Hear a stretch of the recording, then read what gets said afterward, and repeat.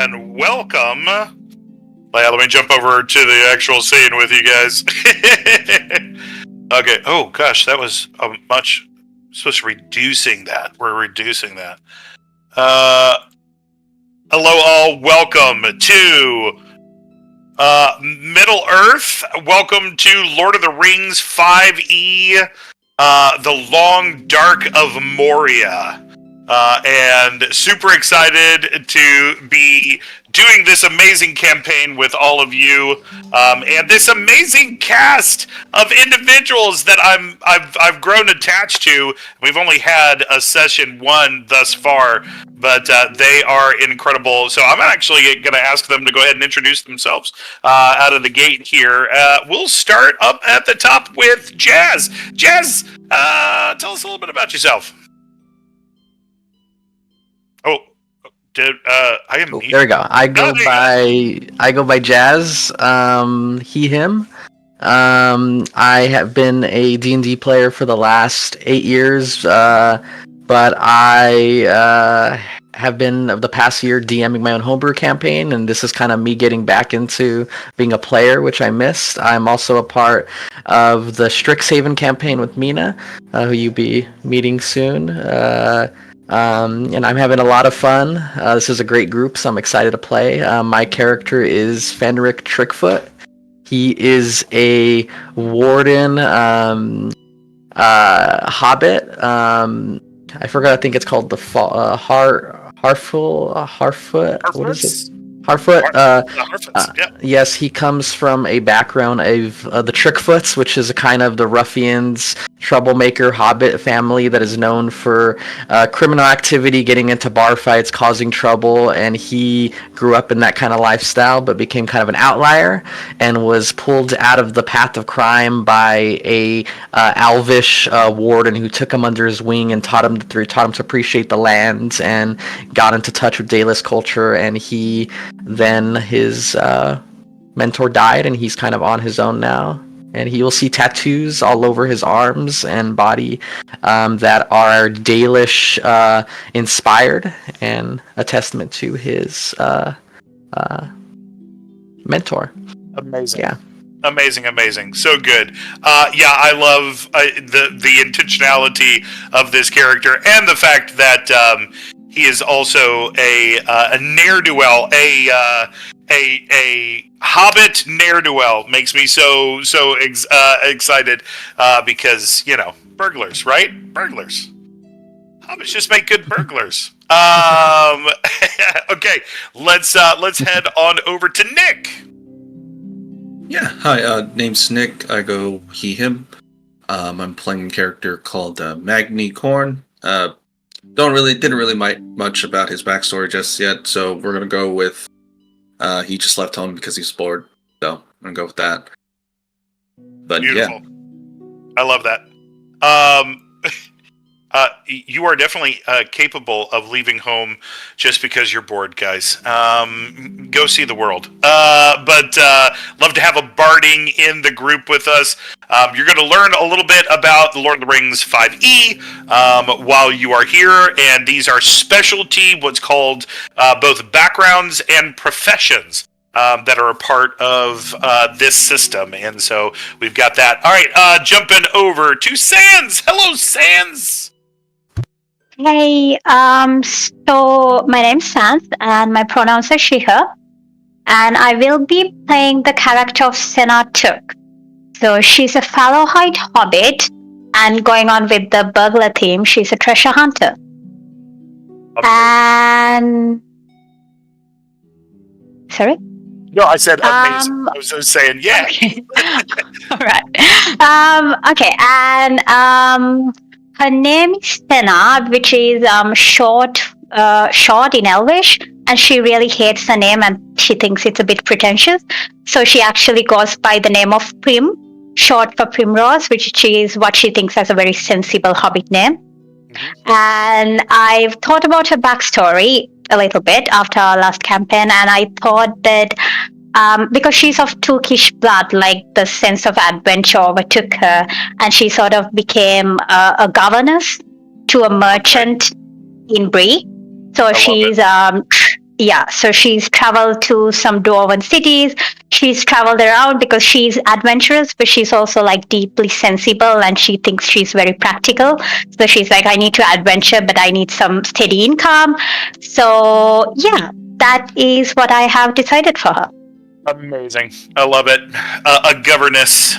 That is fantastic. That's my love for Regency. Sorry, coming together with LOTR. I tried to shoehorn that in. I'm 100% there. That is amazing. A hobbit governess. Actually, now that you mention it, Belladonna took.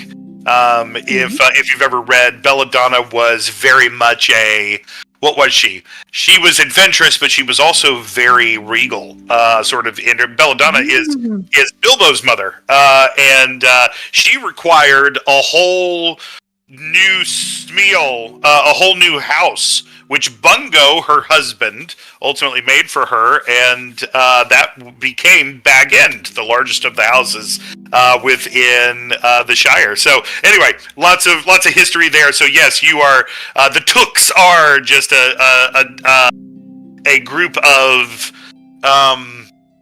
pretentious. They are pretentious. That is Gerontius Took, which was named the Old Took, was also Thane of the Shire, and also quite a buff and had an air about him as well. So I love that. Okay, we will jump from here over to Mina.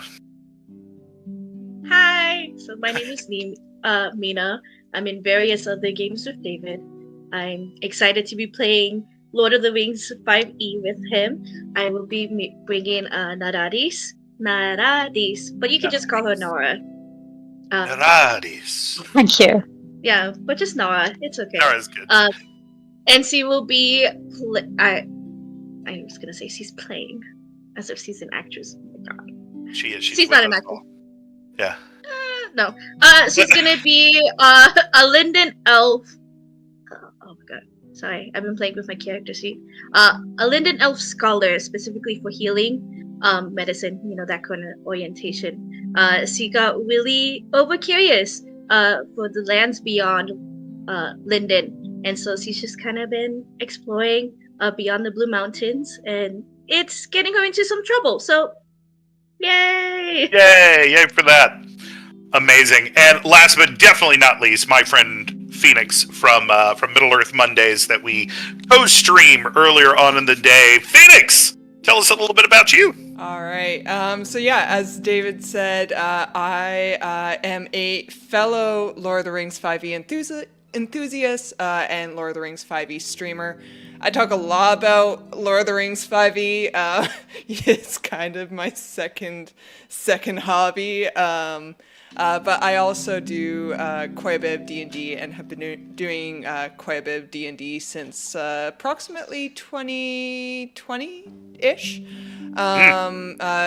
Whether that's as a player or a DM or a D&D West March server owner, I've been doing quite a bit of it. And this is my first time playing at David's table, but I'm excited to be on the rolling side instead of the viewing side. And today I would be playing Tora, and I'm going to try an accent with her. We will see if it works out. I'm not confident I can pull it off throughout the entire campaign. So if there's inconsistencies from episode 1 to episode 10 or 20, I might have given up later on. 110%. Nicole says she's excited. Yes, we're all excited to hear your try. Now, here's the problem. All dwarves have Scottish accents. I don't care who you are. That's what I'm gonna dwarves try have Scottish accents. Is that what you're gonna try? I'm gonna try I'm like, I just need to think about the movie Brave while I'm saying words. Or channel Shrek. Yes, Mel Gibson in your head Donkey. throughout. I am Tora. I'm Tora donkey. Ogres have layers. Yeah. Okay. Dwarves have Amazing. layers. Dwarves have layers. Amazing. We're all going to try amazing accents. Some of us already have amazing accents and are just going to be wonderful as they are. But us North Americaners, we're going to try something and possibly offend everyone. Okay, so how can I make, that's the question, how can I make an accent so dubious that it offends every single person that listens to it? Amazing. Okay, and then a player that we don't have at the table tonight, but who will definitely be with us next time, is Tad, who is playing the character of Arden. Daughter, I had it pulled up here just a second ago, but she is a human ranger. She is going to be, excuse me, I can't say human ranger because they're kind of augmented human, but a ranger, and her name is Arden, daughter of Aaron. And so that is, she is a Ranger of the North and a messenger is her profession with Lord of the Rings 5e. Trollsy would know. Hold on, I'm missing things in chat currently as I'm talking to you. Said Trollsy would know. Mina says the accents he's trying Strixhaven with the Spanish flower. Yes. The Spanish flower was probably the most culturally insensitive I have been towards Mina ever. Amazing. Well, we're going to jump. Loved it. Yeah, so we don't have somebody with us tonight, but she is going to be with us next time, and I'm super excited about that. Without further ado, we're going to jump into our story for tonight, and we're going to talk about some things that happened last time. So last time in our session 0, what you didn't see was that we had one of our characters by the name of Fenric Trickfoot. Who said just a little while ago that they had been trained by the elf ranger Aldor in order to sort of protect the Shire, had been in the north of the Shire when suddenly they were ambushed by some wolves that shouldn't have been in that particular part of the Shire, that looked like they were from beyond the north of the Brandywine River, which would be a difficulty that sometimes the Shire faces, especially when things freeze up north and the larger wolves come down to sort of hunt within the Shire. And so he had almost been a prey for one before Arvadan, the ranger, and Arden, the daughter, basically intercepted them, and there was a sort of a coming together of these characters in order to fight these wolves off, but we left that in a very precarious place. And so I'm going we're going to just jump into that story right there, as the three of them are back to back here at the Shire, with wolves currently circling around where they are. I'm gonna kick it over actually to you, Fenric, as you're watching those wolves circle around you. What is Fenric doing right now? I believe this is after I got him off of me, and I believe I kind of went back to back with the Ranger and, what is it, Arden? Yeah, and Arden, yep. And Arden. Remind me the Ranger's name? The Ranger is Arvadan. Arvadan. Mm-hmm. I think I turn to Arvadan and I say, like old times, isn't it? Arvadan looks back at you and goes, yes, well, we don't usually allow hobbits into our midst, into our company, but you were a special request by an old friend. Let's see if he taught you something of value. And I guess, are we in combat? Are we I'm going to say that yes, we are in combat, but I am going to also say that this combat is basically just you and the three of them, and I'm going to allow you free action in this moment and not lock you sort of into initiative. Okay. How many wolves are there at the moment? It looks like there are currently 3 that are moving around you in this moment. So I think as they're circling, I think he'll draw his bow, his short bow, and be kind of scanning the perimeter as they're coming out. He picks a wolf. Yeah. And he will fire, aiming directly at the neck of one of the wolves. Fantastic. Go ahead and give me a roll with that weapon. Okay. Oof, bad rolls today. My journal. Yeah, it looks like an 11 there to hit. And currently, I'm just checking my note here because we're not in initiative, so it doesn't automatically pop up. That will not hit the wolf currently. The arrow goes wide, and Arvidan looks back and goes, "Well, apparently archery was not on the list of required studies." I don't know what's up with me today. I feel like I'm not myself. Well, fine. Let's see if maybe we can take the fight to the wolves. He pulls a dagger and begins advancing towards where one of the wolves are. What do you think you would do? I guess I would follow suit. I would put my bow back, pull out my short sword, and sort of have an almost one hand out, while the other hand in kind of a thrusting motion as I charge forward. Beautiful. I love it. I am actually, now that we think about it, I am going to jump us into initiative here. Okay. All right. Circling with this wolf here, I'm going to have the wolf is going to spot you, begin coming through the high grass very quickly. You see the grass parting in front of it as it comes to jump at you, and we're going to go ahead and make that a bite action against you. That is going to miss. That will miss. You're able to roll to the side far enough for it to completely miss you. Move into the space next to you. There is no battle map currently for this. We're going to take this theater of the mind for this one. Perfect. All right, Fenric, this would be you. So after I dodge, I kind of dodge in a sort of Dark Souls roll around him, and then immediately try to do like a Superman stab to the neck. Given my shortness, I need to get a little bit higher.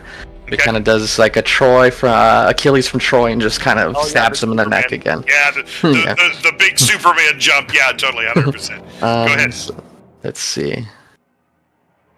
Oof. Oh, 15. Okay. Yeah, 15. Yeah, 15 will definitely hit for 8 damage. You feel the blade sink beneath sort of the flesh of the wolf. You hear that sort of that sickening squelch as it kind of moves down into where the wolf's muscle is. It yelps and begins to try to move past you, to pull away from where you are, but it's staying within melee range as it's going to turn to try to bite. And it does so. It turns to try and bite. We're going to roll for a bite attack from the wolf here against you. That's going to miss. That's a 14. This wolf is not doing very well at this moment. Incredible. That'll go back to you, Fenric. I think I will... Now that he's trying to move away, I think he's gonna kind of do a slide and try to slash at the feet of the wolf. Okay, all right, fantastic. Go ahead and roll that out. And you are able to. You slide at and slash at the feet. The wolf itself yelping and then falling to the ground. You have felled this one. As you stand up in the grass and look back around sort of at how the rest of the fight is going, you see that Arvidan and Arden are finishing off their wolves as well, and they are both pulling their daggers free as the fight comes to a conclusion. Arvadan walks over, wiping the blade on his arm and in the grass to try to get some of the blood off of it, and he walks to you and goes, Fenric, is that right? Did you forget already? Just making sure I have the right halfling. A lot of you, it's really hard to make one out from the other. Maybe it's the tummies, and he kind of points down at your stomach and sort of taps on it. He's all like, I worked really hard to get rid of this tummy, and I'll tell you, I make quite an impression. You see Arden come over and go, Dad, stop teasing them. Arvadan goes, some good-natured ribbing, and puts the blade away and goes, fine. Fenric, you might want to come with us. There have been some doings. There is a creeping shadow that is crossing from Breeland into the Shire, and the Rangers need every able-bodied individual that we can get. And I think he will reach out to try to grab her forearm in like a shake. Yeah. And be like, Fenric Trickfoot at your service. As you could tell, I am able-bodied and had a little bit of a rough start, but I always pull through in the end, so I don't have anything right now that is a priority. It's just a quest better than any other. I'm happy to help. Arden curtsies and says, Arden, I have to load to see what the rest of her name is. Arden, daughter of Aaron. Thank you. It is good to meet you. Great. Well then, Father, do you want to go? And you see Arvadan kind of nod and go, yes. Fenric, if you'll follow us, we'll lead you to camp. And he'll be like, lead the way, and he'll be grabbing his blade and be wiping the blood off on his pants. And then put it back in his holster and follow. We're going to jump from there. We're going to jump over to where Nara is there at the settlement. Down near the Blue Mountains. When last we left you, Nara, we saw that you were currently in a predicament. You were in a predicament. You were in the crosshairs of an orc that had you dead to rights. As it sort of notched a wicked-looking arrow with some nasty black fletching, and it was resistant to fire to where you are. I would like to bring in, if possible, Phoenix. Is your camera having issues? Yeah, my camera's having issues. That is totally fine. That is totally fine. It always helps when I unplug and replug things in. That seems to help me. But we're actually going to go over to you in this moment. Didn't you say that you were somewhere near the Blue Mountains the last time that we were doing things in Session 0? Yeah. So Tora has come over from the Iron Hills through Mirkwood, down the Dwarf Road, through the Misty Mountains, across Eriador, all the way to the Blue Mountains, to plead with her cousins to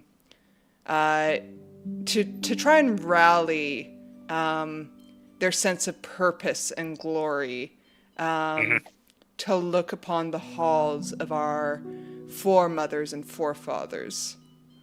Yeah. Okay. Fantastic.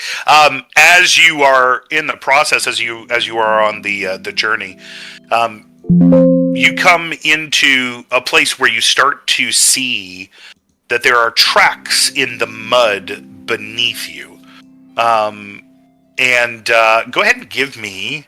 let's see, I'm looking at your sheet, which I'm going to pull up here.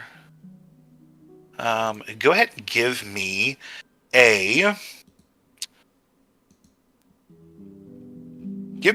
an explore check, please. All right. This is, by the way, one of the skills that are different within Lord of the Rings 5e, and so they have some special ones that are just for Lord of the Rings 5e, and we're going to get an explore check from you. Okay, at an 11, you can make out several different types of tracks that are here. And as you're sort of tracing along with them, you recognize that there are some that look like they are wider apart. You've seen these tracks every now and then, but they definitely remind you. There you are. They definitely remind you of something dangerous. You can see, you can make out with that 11. You can make out toes with nasty curled talons at the end of them. And the first thing that comes to your minds is, of course, an orc. It is leading towards what you know to be a settlement near here, where there's a lot of trading that is done near the Blue Mountains. All right. Tora looks upon this track, and she kind of grins a little to herself, and she says, "Aye, they're far from home, it seems. Well, it's time they met a glorious end." And she's gonna follow the tracks. As you do, we're going to jump back over to Nara. Nara, this orc is going to go ahead and fire on where you are. And I'm going to go ahead and fire that arrow. Actually. Oh my god. Yeah, I know. It's amazing, isn't it? Hold on one second. So happy. I'm so glad this is happening to me. All right, hold on. I just wanted to trade some jewelry. Today's just not my day. It's okay. Okay. Miss. Jeez, Louise. Where is that? Oh, there it is. There it is. We're gonna do.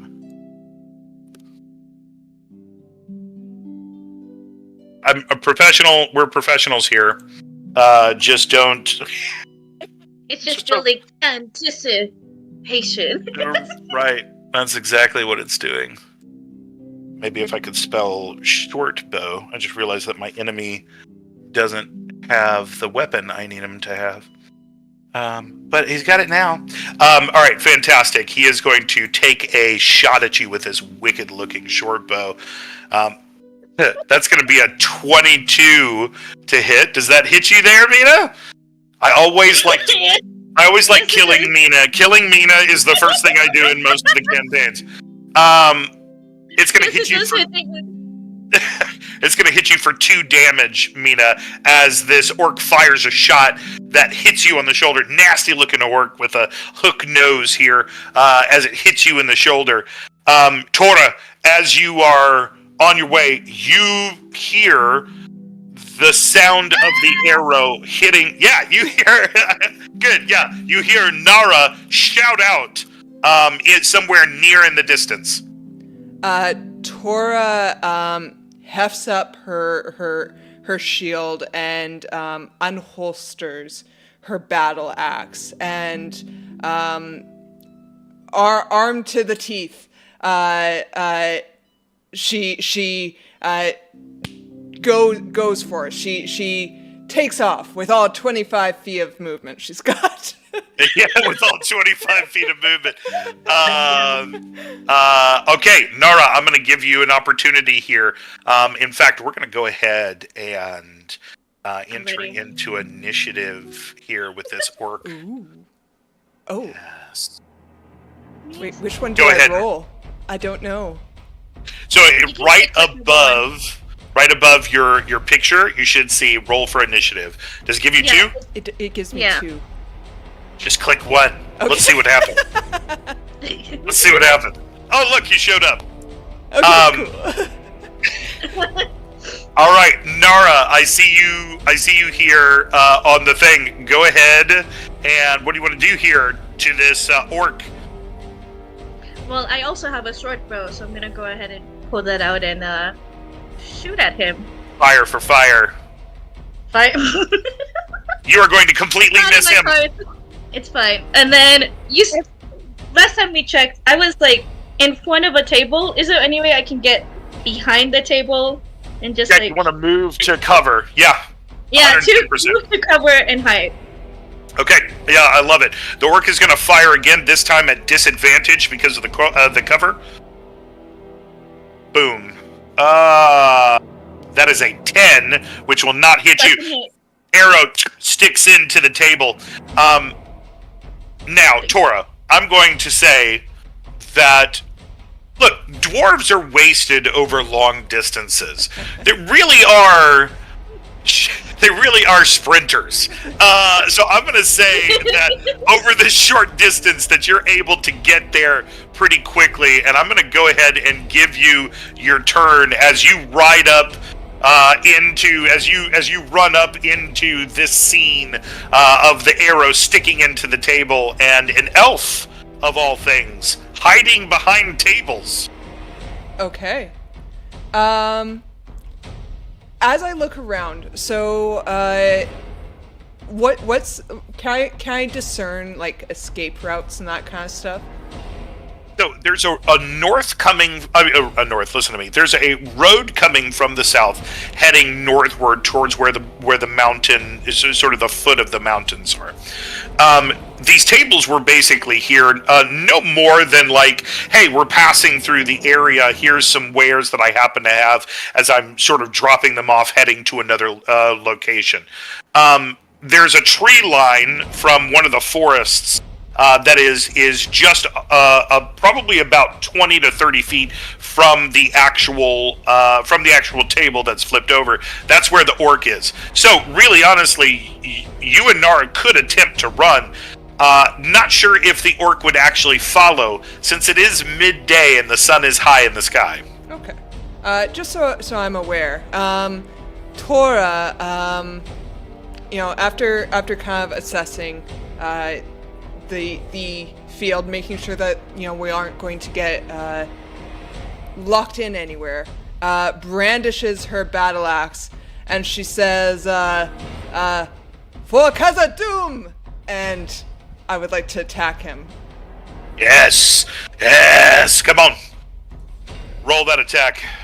Hit him. Oh yeah, it's beautiful. It's a 19.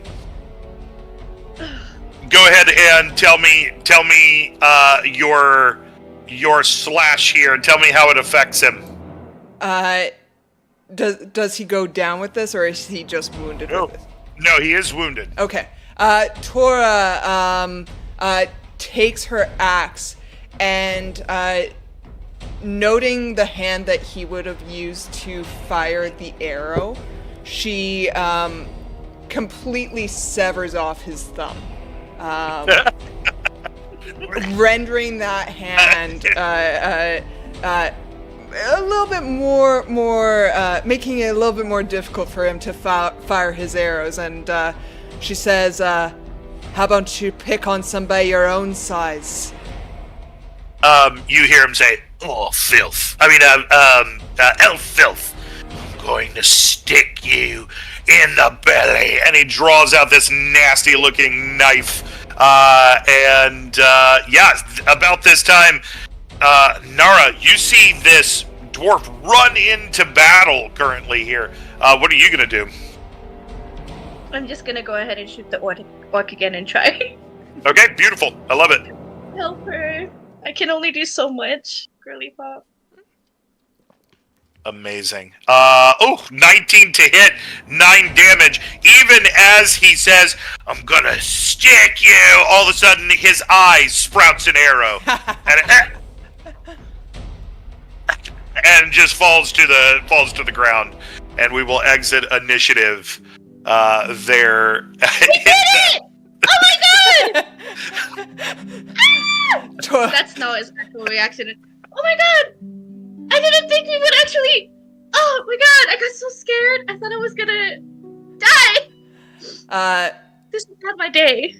Tora leans over and she grabs up the arrow with the eyeball and she says, "Aye, you did good for your first battle.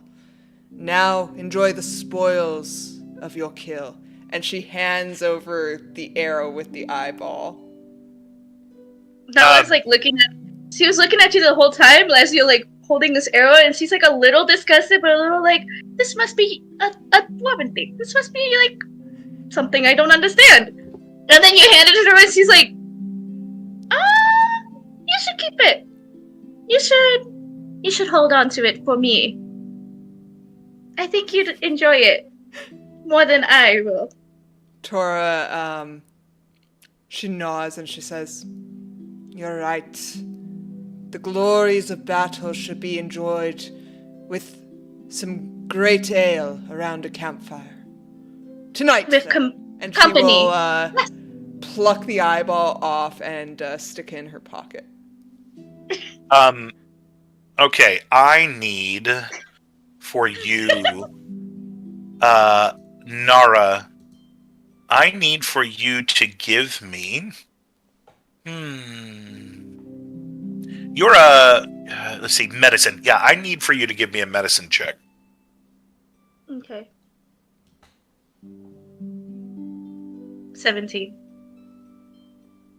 The arrow that hit you in the place where the arrow got you in the shoulder, you are starting to see across your veins that are there a black that is spreading from the wound. I need you at this point to make me a wisdom saving throw. This is going to be the first of these that we are going to actually do, and this is a mechanic that Lord of the Rings 5e presents. There's a possibility that if she fails this, that she could take a shadow point. The shadow affects different creatures in different ways. So that wisdom save is a 13. Here's what I'm gonna say. Now, correct me if I'm wrong, and you're gonna have to do this a lot, Phoenix. Wait. Do the elves get any kind of special resistance against the shadow? Is that the deal? No. I know. That's hobbits, I believe. Yeah, hobbits definitely get it. Okay. Okay. As a bonus action, so I can give myself rhymes of lore. Wait, is this for saving throws? It is. Once within the next minute, the creature can roll the die and add the number rolled to one ability check, attack roll, or saving throw it makes. The creature can wait until after seeing the roll before deciding to use the lore die, but must decide before you decide if it succeeds or fails. They haven't told me if it fails or succeeds! Once the lore die is rolled, it is lost. The creature can have only one lore die at a time. So can I grant myself a lore die to try this happen? Yes, I am going to allow that really cool ability that you get for being a scholar. All right, so narrate that for me, though. How is it that that the lore helps you in this moment? So, in this moment, I'll look towards the arrow on my shoulder, and like I probably thought it was gonna be like a simple medicine check, like some bandage, so I could heal it. But I start seeing that there's like black starting to spread, and I'm like, oh no, I need to do something. And so probably like yank the arrow out and then put like a hand over it, and just start like thinking to herself like, oh god, what do I gotta do, like medicine wise. And so like I'm probably gonna need like a little advantage here. And she gives her like a little a little lore die. Okay. So you remember from ancient times that Athelas would ultimately possibly heal this wound. It's called the King's Foil. And so you find some growing on the edge of the forest, are able to cut it and dress the wound with Athelas as the darkness begins to recede from the wound. Go ahead and roll that lore die for me. Beautiful. That would be an 18. Make it an 18. Yeah, that will be a success. You will not take the shadow, and you succeed in that action. Amazing. So Mina, favorite RPer, and Rain says, we support Mina. Thank you for supporting Mina. Somebody needs to. I need the support right now. Fantastic. Mina, you find that Nara is recovering, and that the fear that would invade your heart from this shadow recedes. And you are able to look upon Tora as a savior in this moment. She saved your life. So you said we should celebrate with some ale. Well, that's the only way to celebrate is with ale. About the time we go find an establishment if there's anyone left looks around the empty city. At this point, you actually hear from over near the side of the woods, you hear, help me. Oh. No, Tora grabs up her axe and brandishes her shield again and says over her shoulder, are you ready to die again? You actually, as you walk over, you see that there is a human who has been stabbed, who is laying in the brush. I would like to inspect for weapons. While she inspects for weapons, I'm gonna go to the person and see how extensive their wounds are. Okay, yeah, definitely. Both of you give me investigate. Well, you can give me medicine, Nara, but Tora, give me an investigation roll, please. I'm still hurting, David. It's okay. My shoulder just... Oh, no. Oh, no. You don't see any weapons on him at this point, Tora. No. This guy's dying. He is almost dead. He goes... Okay. He basically leans and he starts to grab for something in a pouch at his waist. Now I will go and be like, if you stay still, I can try and maybe mitigate the wounds a little bit. No, I am dying. You must get this. And he grabs, there's a piece of paper in his hands.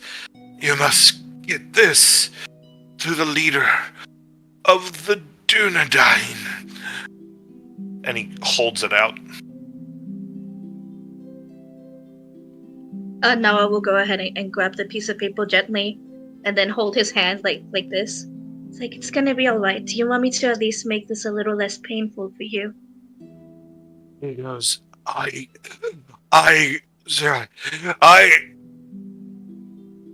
and he's gone. This is so sad. Now I will look over to Tora and just... It's gone. We have to... Let me look at this. And she looks at the paper and opens it and reads it. Well, before you have a chance to open it, it does have a seal on it. No. Never mind. I don't want to open it then. Alright. What, If I like look over Nara's shoulder and look at the seal, do I recognize this seal from anything? Give me a lore check. Can I do a lore check? Sure. You have advantage. Old lore? Sure, old lore, yeah. Both of us or just one of us? Both of you can do it. I'm fine with that. You don't usually do that? Oh no. Tora. Tora, you would guess that it's Elvish. You don't recognize the symbol. Tora just goes. Actually, you know what, Nara, make this with advantage since you are sort of an elf. Sort of. Okay. Sorry, I was just looking. Sort of an elf. Sorry, I was looking on my sheet to see if I had advantage on this. Yeah, you can have advantage on this. Okay. Oof, these rolls. With a 13, I'll give it to you, but it would basically, this is from the House of Elrond, the Half-Elven. Elrond. Mina, Okay. how much do you know about Lord of the Rings, Mina?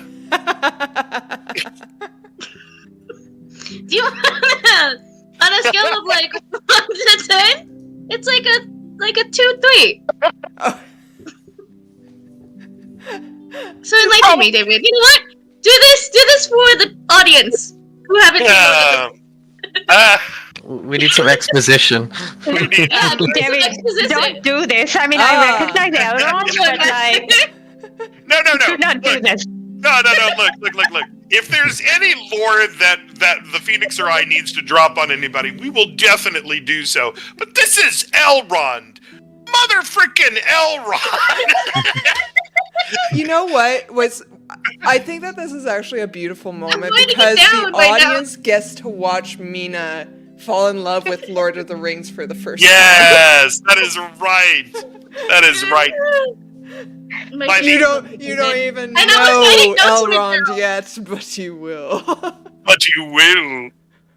Yeah, I don't know anything. Nara would definitely know. I know how Elrond. to hero. I know how to hero. Heal, not hero. Don't. Oh yeah, heal. Sorry. Yeah. So Nara, you would recognize that this is from Elrond, who happens to have a place called Rivendell, which would definitely be to the west near the Misty Mountains. East near the Misty Mountains, excuse me. Okay. So look over to Tora and be like, did you have any business here by any chance, or are you free? After that work encounter, I'm a little afraid to travel alone, and this was his dying wish. I would hate to leave this unfulfilled. So question, Mr. Yes. Lore Master. Yes. Our current location, Mhm. like I know that we're near the Blue Mountains, kind of near Linden, that area. Mhm.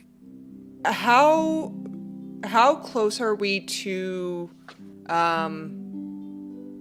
the dwarvish settlement of the Blue Mountains, and how do we know where the captain of the Dunedain is currently located right now? No, that is not something that you would specifically know. You are just south of the Blue Mountains in Eredluin.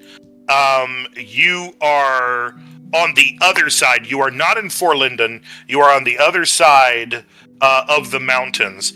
To get to, there's two different places that you think that you could carry this. Obviously, the Dunedain. You know what? Go ahead real quick for your character, and go ahead and give me another old lore check, just to for the question of where are the Dunedain. All right. Who? That is for Tora. For narrative purposes. You would know that the Dunedain is basically all that's left of Arnor. So they have to be somewhere between Arthedain, Cardolan, and Rodor, and are wandering around that area. So yeah, that's the information that you would ultimately know. Okay. Then again, it does have the symbol of Elrond, so you could just take it back to Elrond. So looking around, I can see that little there's only one body, and one orc. So, okay. and the rest of the village is empty.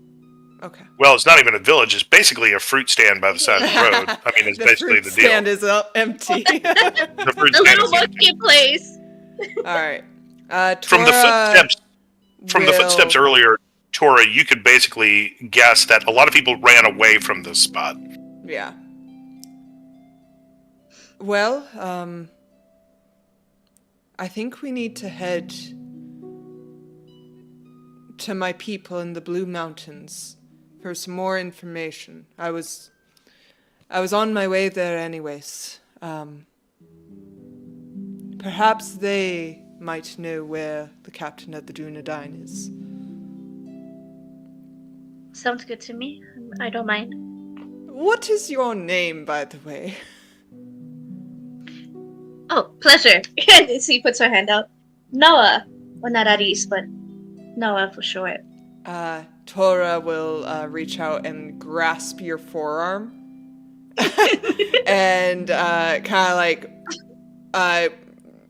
she's got quite a muscular, firm grip, and she gives you like a firm shake, and she says, "Tora, daughter of Torbera, daughter of." You got your lore document. Your lore document. Yeah, let me just grab my lineage. One moment.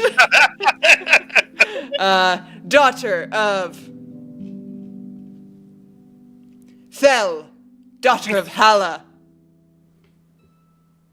dwarf of the Iron Hills. Pleasure. And her grip. She put her hand out very elegantly, and like she didn't expect such a firm hand grip. She should have known otherwise, but she didn't expect a firm hand grip. And she's like, "Oh my god, this is okay." And she's trying to match your strength, but she can't. She can't for the life of her. She's like, "Pleasure, Linden. That's where I'm from." Amazing. Jeweler. Okay, so it looks like you guys are headed to the Blue Mountains. We're actually going to shift from there over to let's take a look at where Prim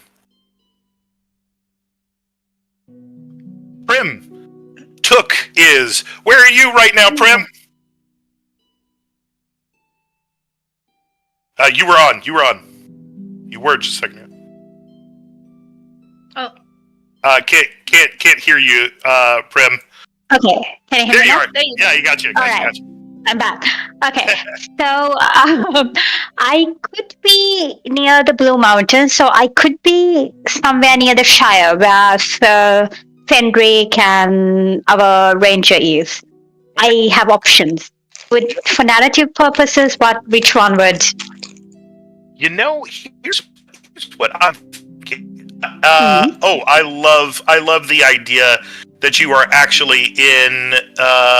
You said the Shire, right? You said you could be in the Shire. Yeah, I think being close to the Shire. Your mother. Why don't we give your mother a name? How's that sound? Okay. Do you have a name for your mom? Oh no, I do not. I do not have a lineage. I would like to draw a little tree and just sort of construct it. Okay. All right. Here we go. We're gonna do some Hobbit names here. Amazing. We're Goodala. We're not gonna do that. That's such a fun name to say. Baratrude. Baratrude. Ooh. Okay. Baratrude Took. Baratrude Took is Bereturde. Baratrude. That sounds like a Took name. Copy that, paste it onto the chat real quick for us. Yeah. Can I just say Bera for short? Yeah, Is there a way? I love that, Bera. I need this, please. So Bera, it is a bright and beautiful morning in the Shire, and I'd love to have the scene all set up, but I currently don't. I never knew where you guys were going to be, so we're doing it from our memory. But it is a bright and beautiful morning in the Shire. Yes, you were going to ask me a question. Okay, so I was thinking that I was a governess, yes, and I was thinking. Yeah, I was in Bree, and what I was thinking was I've just been fired, and I'm in a bar somewhere.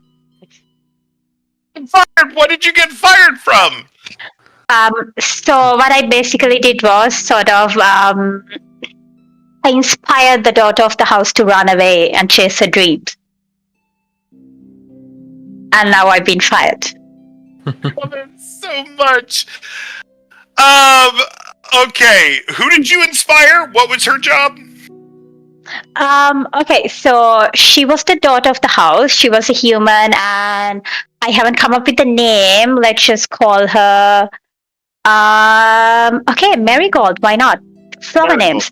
Okay, yeah. So she was about to have an arranged marriage and everything, but she always wanted to work with horses. So I basically helped her steal some money from her father, and now she's run away to Rohan, disguised as a guy to sort of become like become a horse lord or person in the army or whatever. So I've just inspired her to steal money and run away.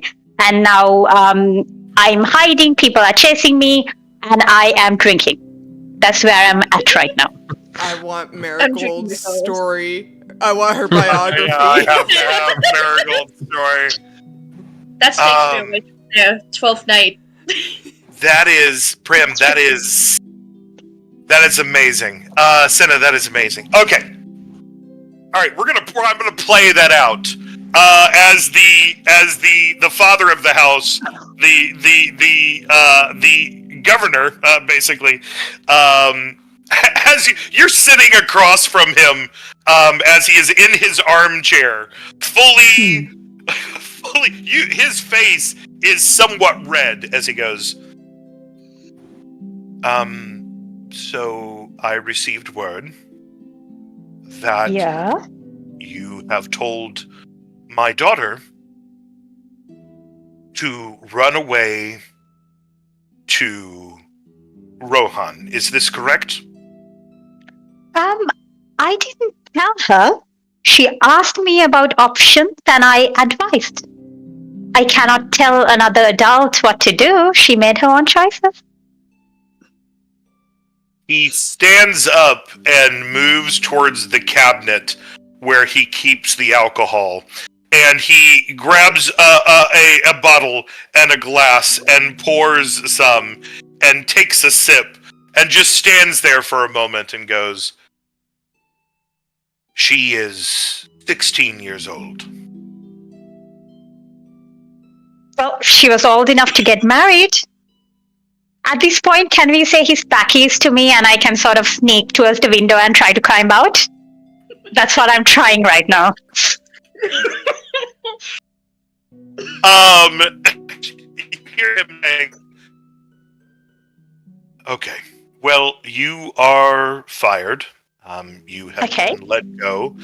And go ahead. Any chance of back pay? No? Okay. All right, fine. As of this moment, I think it is a kindness that I am not throwing out all of your possessions out onto the street. Go ahead and give me a stealth check as you climb out the window. No. No. Okay, where do I buy? Okay.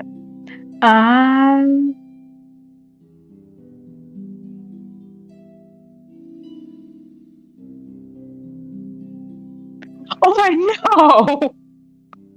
Oh, no. But can I have that advantage, David? Because I was ready. Like, I was ready to sneak out. Like, I'm prepared. I am not going to say so. No. I am going to say that on the way out of the window? out the window, on the way out the window. Okay, so I have one leg over the windowsill and one leg still inside the house, and then what happens?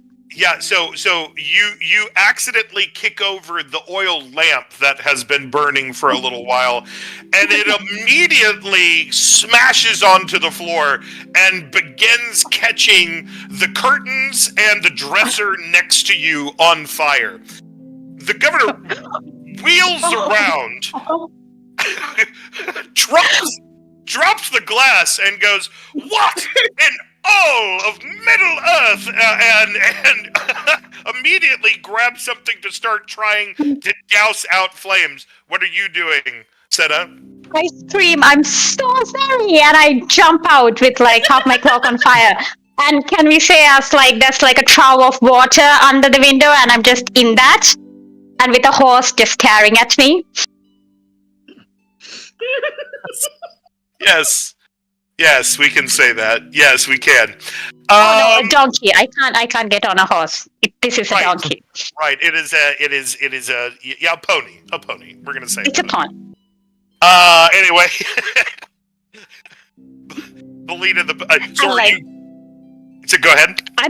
I'm getting on the pony. All my stuff is already there, and I'm getting on the pony and I'm running away, and I can still hear the screaming and the cursing from the house, and the call for guards, because I think a Nat 1 deserves that. He's calling for guards right now. So we're going to cut from there and that commotion to you sitting at the prancing pony, with a pint in front of you. Fully taking advantage of that moment. Okay, all right. Here's what I'm going to say. I'm going to say at the same time, you look over, and Magni, can I say that you are in Bree? Sure. Yeah. So I'm not going to say no. Magni Korn, you are at the bar right now. When you notice a halfling, a well-dressed halfling, a well put together, with a slightly burned coat, sitting alone at a table near where you are.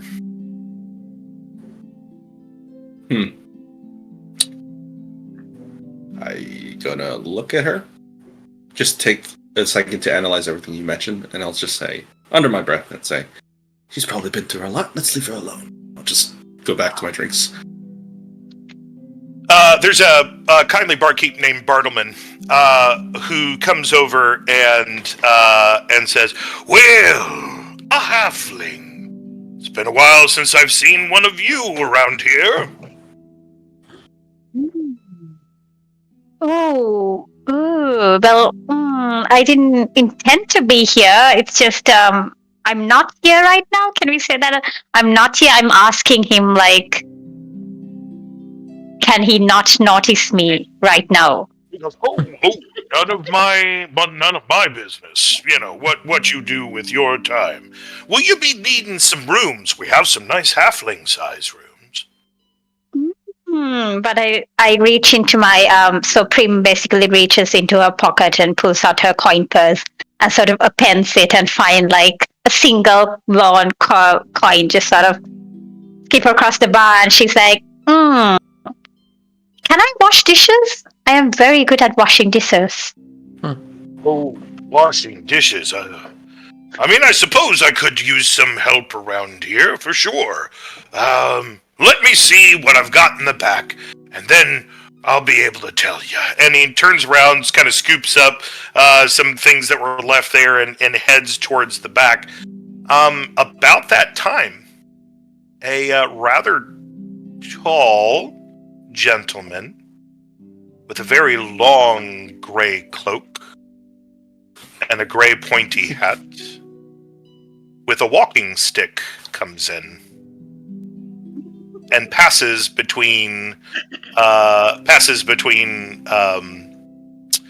Magni and Prim to go to the back of the room, where he quickly lights up his pipe and sits in silence, brooding over a scroll he happens to have in his hands.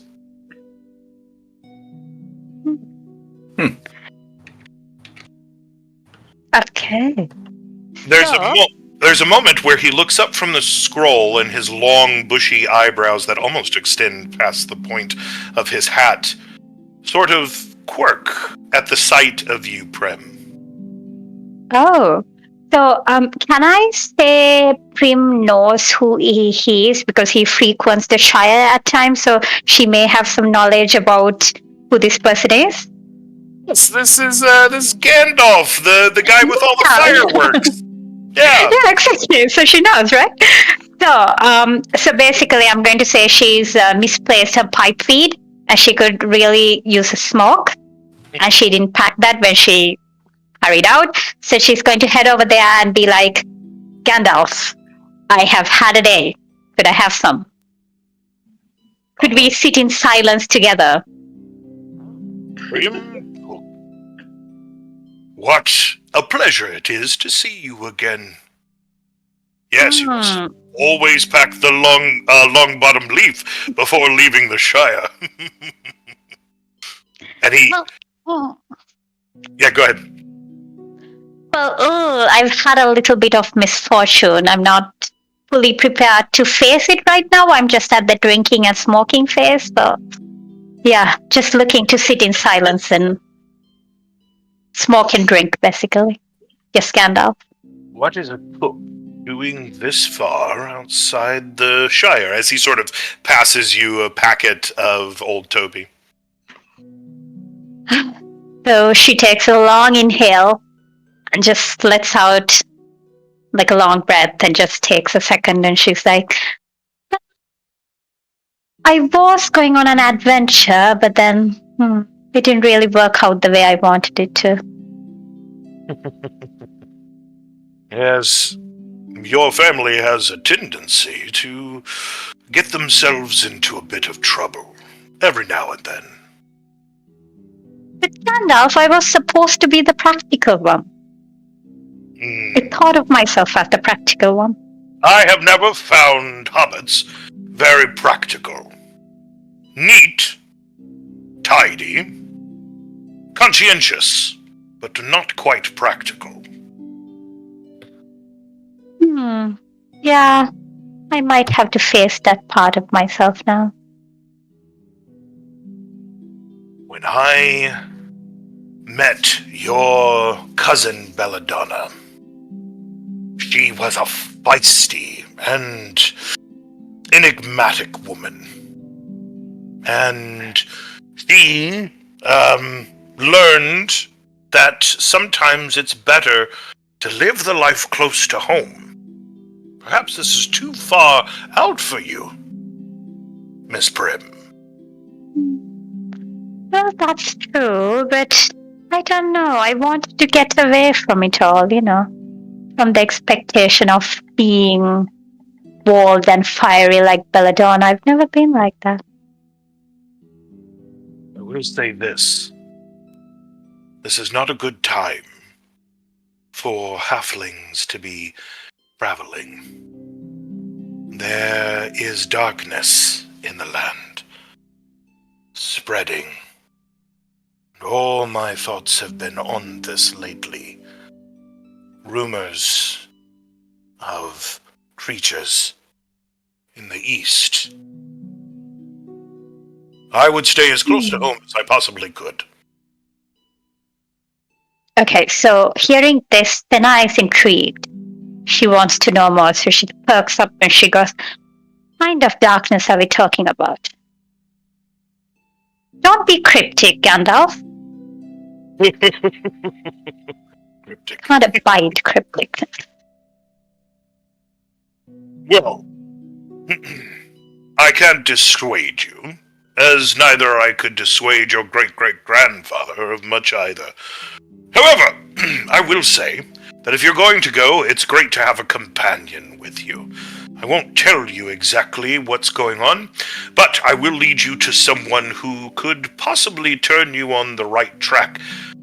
You've always wanted to see the outside world, haven't you, Prim? Yes, but in a sensible, practical manner. Well, it turns out that I am actually quite in the need of a treasure hunter myself.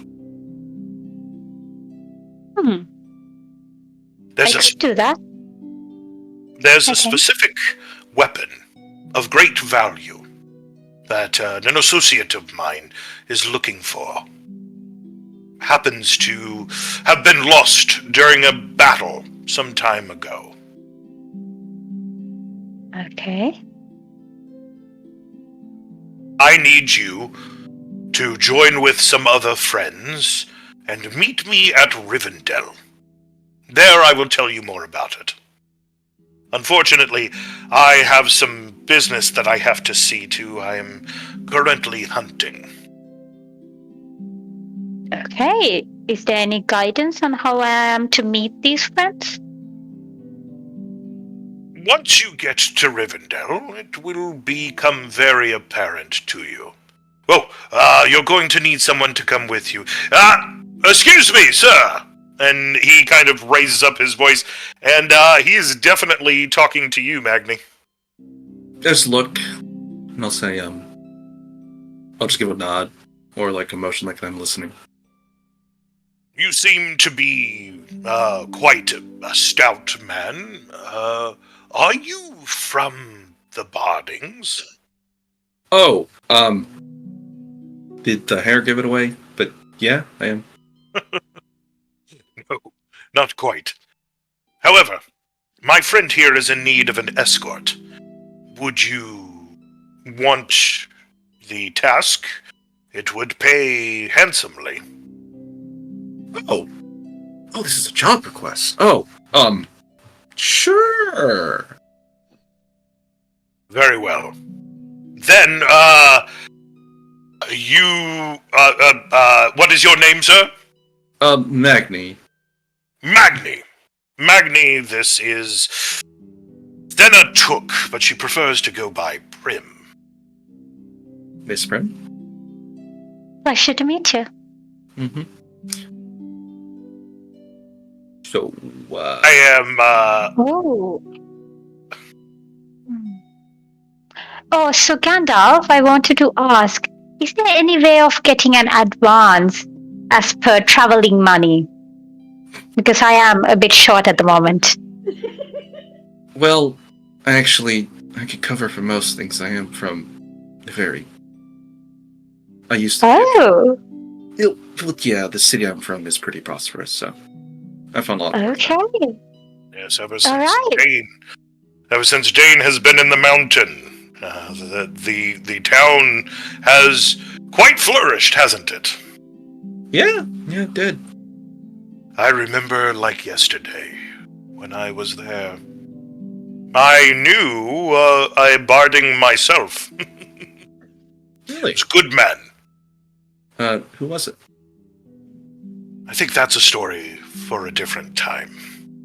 Okay. Ooh. So Prim hates cryptic stuff where you vaguely hint at things but never actually says what's going on. So she's like gritting her teeth and just being like, He gets very close to you, Prim, and it almost appears as if he grows while doing this.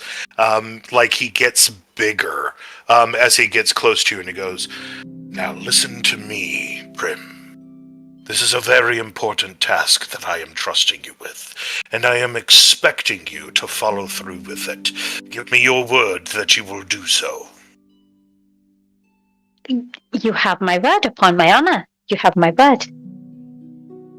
And he sits back and everything clears as if it was not there at all. And he goes, "Very good." Good.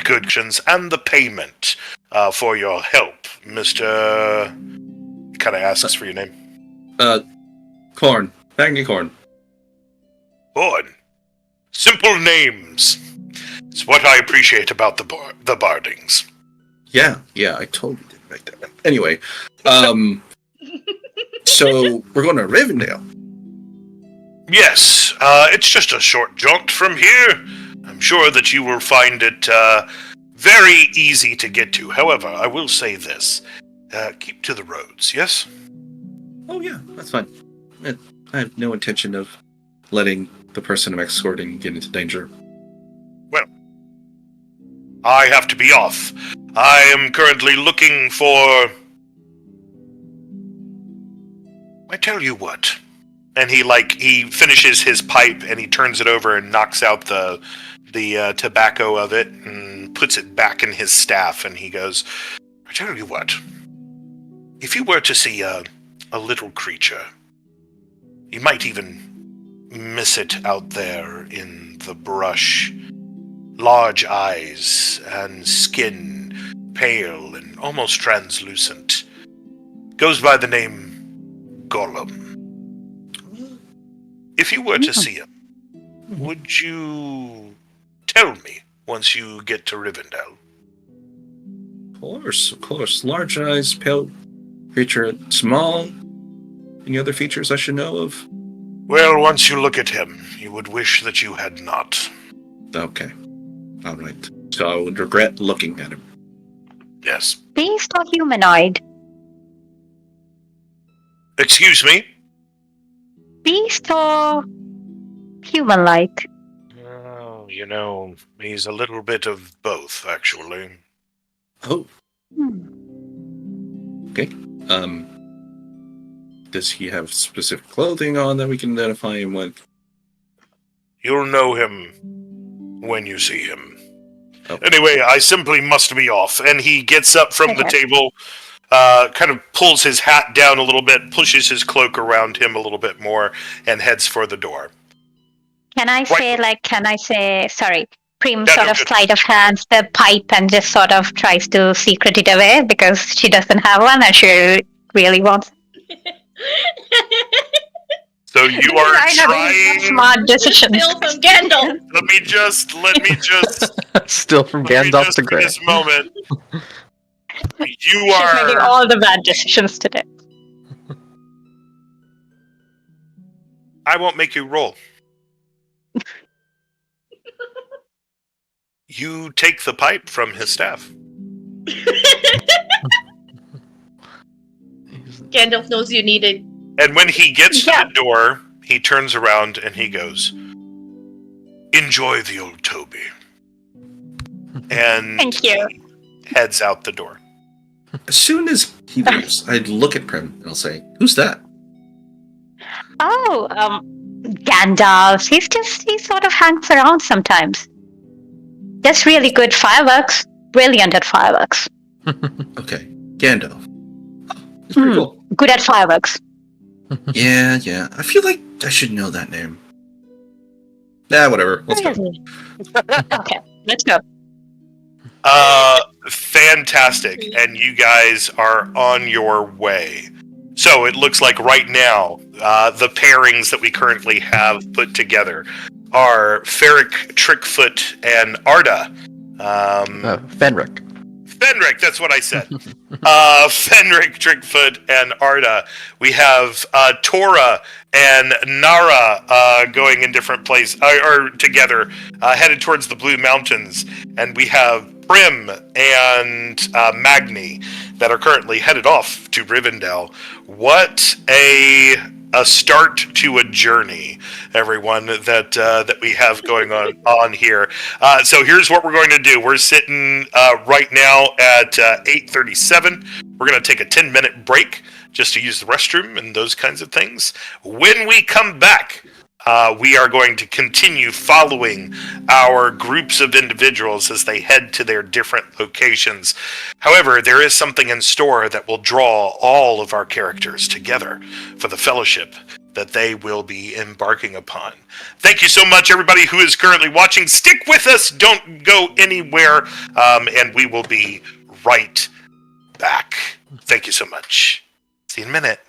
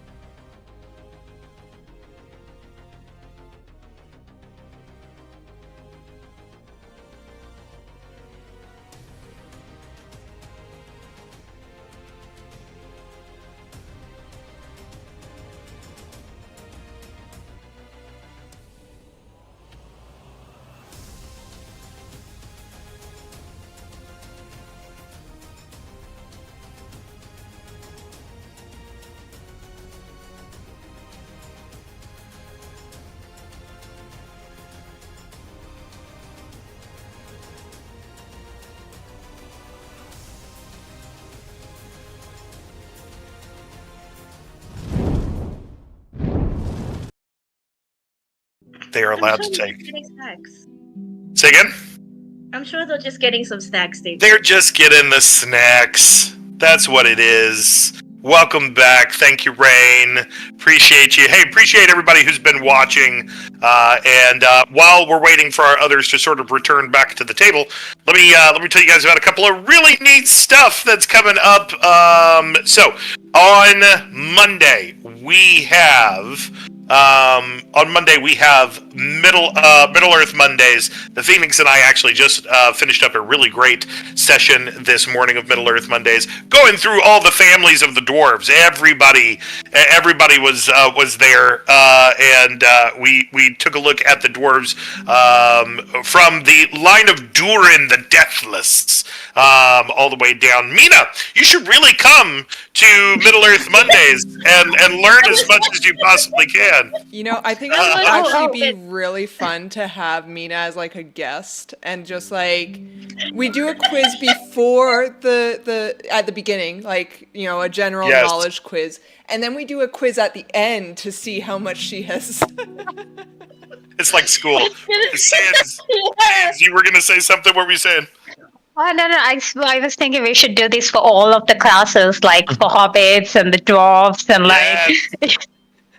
Yes, I know so much Shire lore, you don't even understand. Because I'm about to run like a one shot for the Shire Adventures. A homebrewed little one shot I've made. It's a whodunit without the murder.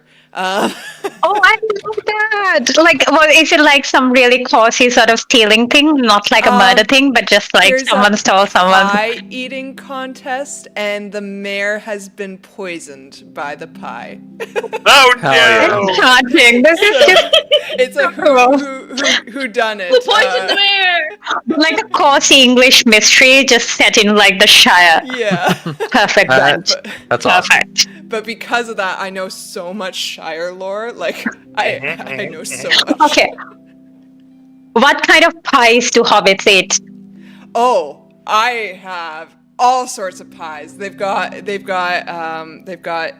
their fruit pies, potato pies. Like, because I think that they would make a pie for each type of meal. So they've got like their second breakfast pie, their 11sies pie. But no one makes a better pie than the buckleberry pie in Buckland. It's actually a blue winner at the Yule Fest, which they have twice a year. Not twice a year, it's every other year. So anyway, yeah. I'm finding out a lot about like what things that Prim really like to eat. Yes. Yeah, so we definitely should have a required reading course for Mina here. Oh, I'm reading all the Mina, David, not just Mina. Do not purely target Mina. We just invite different guests onto the show, and we educate, you know, one person at a time. Yeah, like, do you know who you are? Do you know who your character is? Do you know who you are? I love that Mina's like, "Yay, we did it!" When normal Elven would be like, "I didn't need your help." Okay, Noah is humble. But she's okay. a wood elf, right? Like, is Lyndon a wood elf or a high elf? Lyndon's the other side. Like, Lyndon's the west coast. Yeah. And I want to try to go to this continent. So she's a wood elf, right? She's not a high elf. Yeah, she would be the she would not be the Noldor. She would be the she's not Sindarin. I'm a plain high elves of Lyndon. And I'm like, yeah. It's fine. Okay. So, She's got her own quirks, you know? Yeah. Oh. I spent a lot of, the backstory is also, like, when I chose the background, I spent a lot of time with dwarves because I'm over curious. And so I just spent a lot of time learning. So am I really an elf? Am I an elf in spirit? No. You're a quirky elf. I can just see her parents. I can see her father going, she's been converted. What has happened to our daughter? I had an ex-boyfriend that was a dwarf. My parents disapproved. My best friend is a dwarf. Like one of those shitty Hobbit movies, you could fall in love with a dwarf, and the dwarf can die in your My arms. life is a romance novel in the Hobbit world. It's like tough love.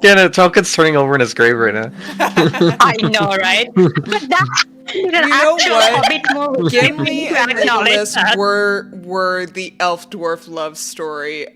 Yes, so. it's true. It's true. Gimli and Legolas are the... Completely. Okay. All of that being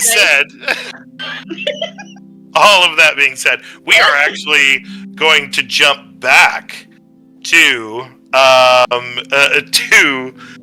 Tora and Nara as you guys are on your way to the Blue Mountains. Okay, so now who are you looking for specifically in the Blue Mountains, Tora? So Tora is a daughter of Disa, and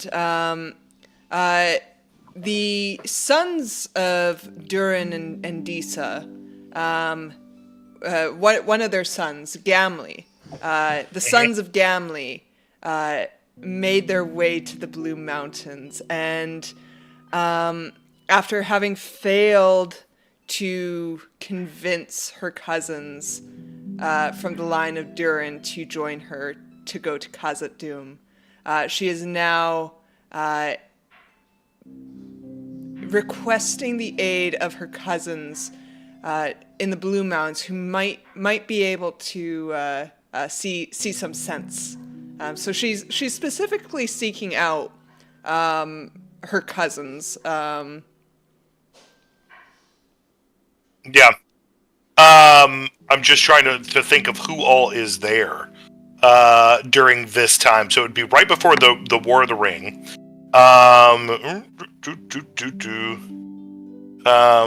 Let's see. Who is going to be up there? I mean, Thorin has moved to Erebor, right? Not Thorin, excuse me. Thorin has died. Thorin is dead. But R.I.P. Thorin. Yeah. So who's ruling the Blue Mountains right now? Like, who's the big guy under the mountain? Azog. No. Yeah, Azog is the main guy now. No. Who did you say was in the Blue Mountains? You said just a second ago. Let me see if I can find it. The sons of Gamli. But Gamli. Which was Gimli and Gloin, wasn't it? No, they're Rings of Power people. Gamli's a fictional, not token person. Oh, okay, all right. So Gamli does not exist. Fantastic. No. He's just the son, one of the sons of Disa and Durin the Fourth. From which this complicated family line arced into three. Beautiful. Because I have my entire family tree figured out. All right, here we go. Fantastic. Okay, so you are actually looking for...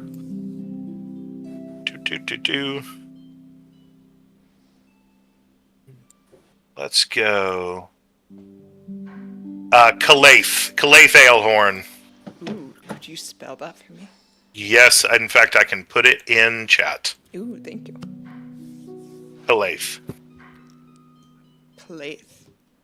Perfect. And the reason he's called Aelhorn is because he is quite the drinker. And he is known to be carrying around that big old ale horn just about everywhere he goes. Obviously digging, obviously mining on the east side. By the way, I found out during the break that... So they actually, yes, they were some to the north, but after a time they moved south, really far south, like south of the Gulf of Loon, south, past the Grey Havens into that area of the Blue Mountains at a certain point. So this would be a rather small settlement near the Arid Luin in the Blue Mountains. So that's where we're going to pick up as you guys heading in. There is a large sort of stone edifice that is built into the wall here. It's not really ornate, and you just see in Kazdul or in runic letters above the thing, you just see "Hail to Durin" and just like a couple of different sort of dwarvish things here, and you see Thorin's name up there as well. Sort of hailing who has been here, and the last of them that is marked in his place is Caliph Aelhorn is the last of them of sort of these are the people that have led in this area, and you definitely see some dwarves kind of coming and going on the road here, and there's a rather small forge inside with living quarters that have been carved out of the mountain itself. Here,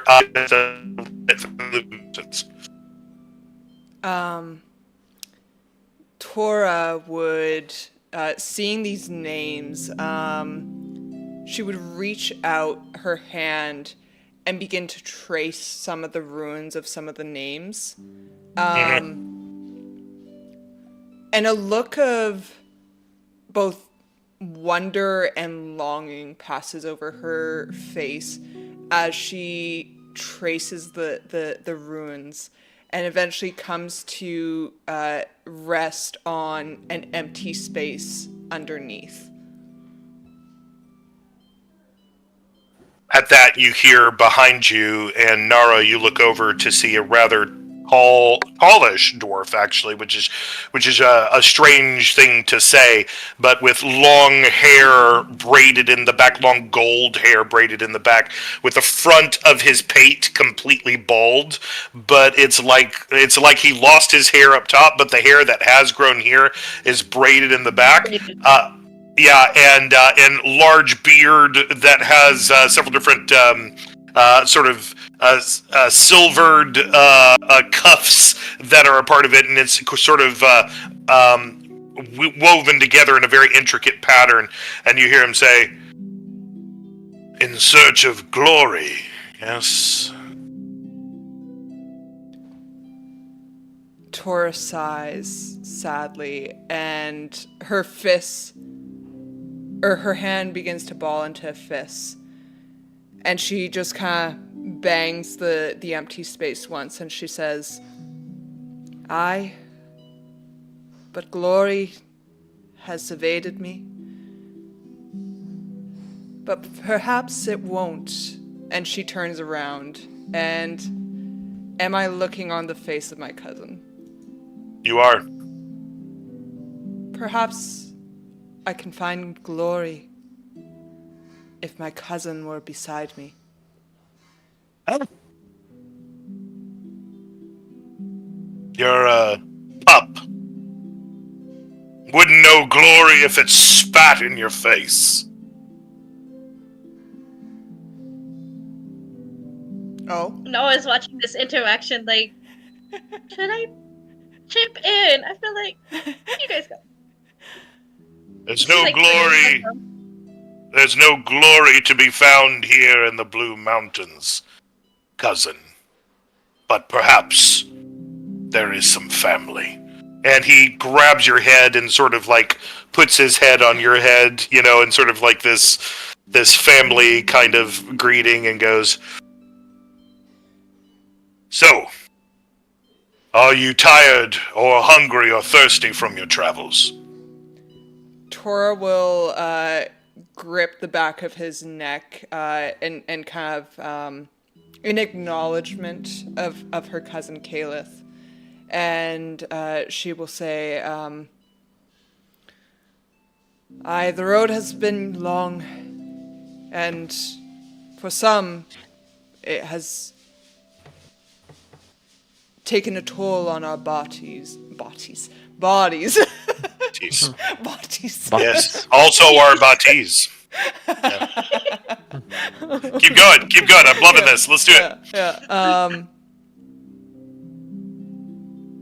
any aid you can lend my new friend, Nara, with her wounds, and any ale you can spare for our thirsty mouths would be appreciated, as we have much to discuss, and I fear I may request more information than you may be willing to give. Okay, kids at home. I'm about to do something that is extremely non-Tolkien, okay? And I just want to make that very clear. Tolkien would be just absolutely upset with what I'm about to do. Because he did not prefer profanity. In fact, I don't think that I have read any profanity in any of Tolkien's works. But I am now going to use the F word. Because I feel like it portrays Caliph in a way that that would mean more for the character itself. I think dwarves should say the F word often. I feel like that would have been their favorite word. So, just a warning. Caliph looks at you and says, "Why in the fuck did you bring an elf to my mountain?" I mean no harm. I bring jewels. And she opens her jewel box with a bunch of pieces of jewelry.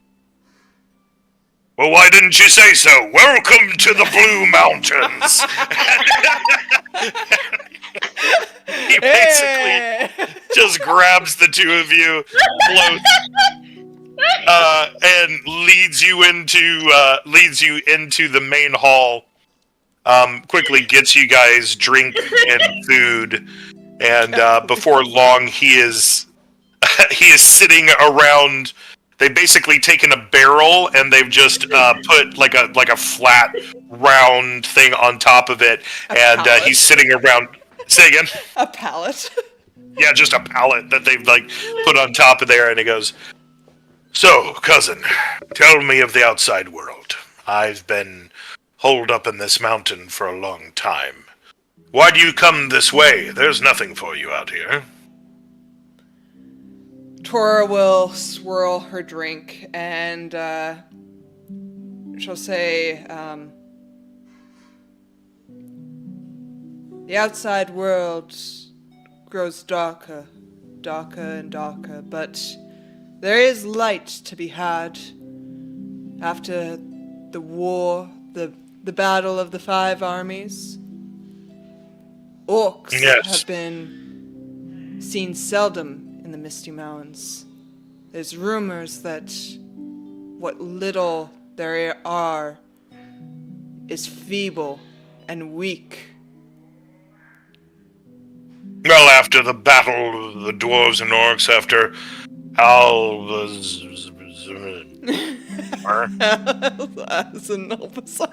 yes, after that one. Tora clasps him on the shoulder and she says, "You really, really need to cut back on your ale." Yes, it's really getting to me, and I couldn't say the name. That's why I couldn't say the name of them. After that, there's no fight left in the orcs. They've probably all left Moria by now. And Tora beams, just a wicked grin on her face, and she says, "Aye, that's the point, my cousin. They must have left Moria. And I deign he doesn't think there's time to return there, but what if it is? Think of the glory that can be had. Maybe your nickname doesn't have to be Alefoot or whatever the hell you've been gifted as a name.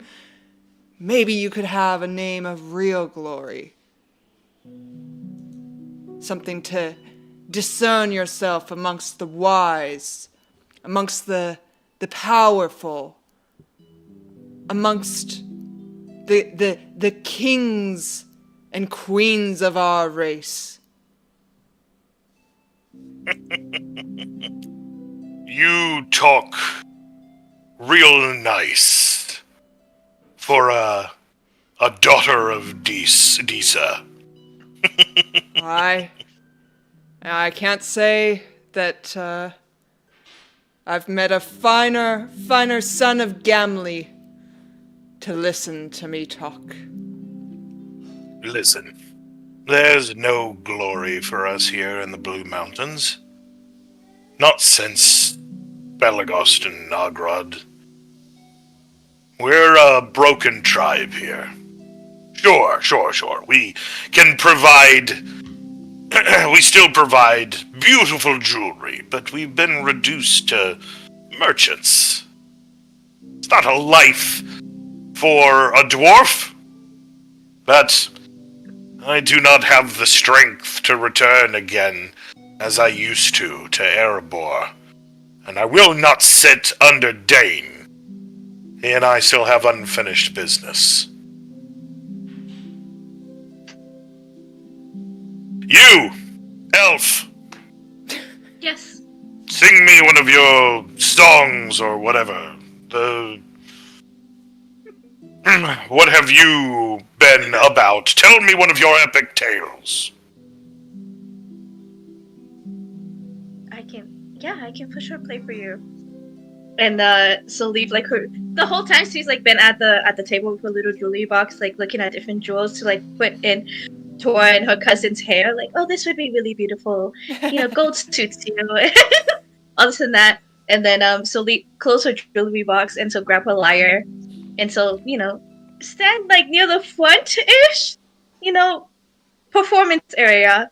And so probably start telling a tale of dreams of adventuring and seeing beyond the world of a home where she's been isolated for most of her life.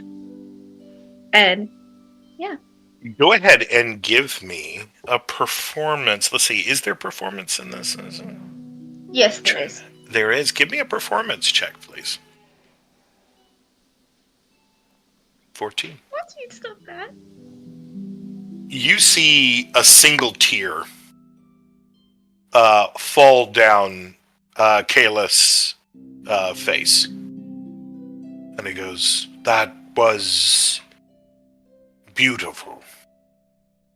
Thank you. Little whimsical and touchy-feely in places, but overall very beautiful.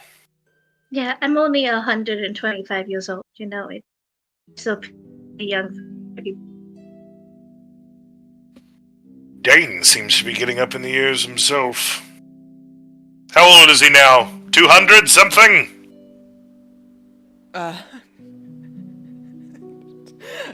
Tora says, old man, he'll live up until an age to rival Durin the Deathless.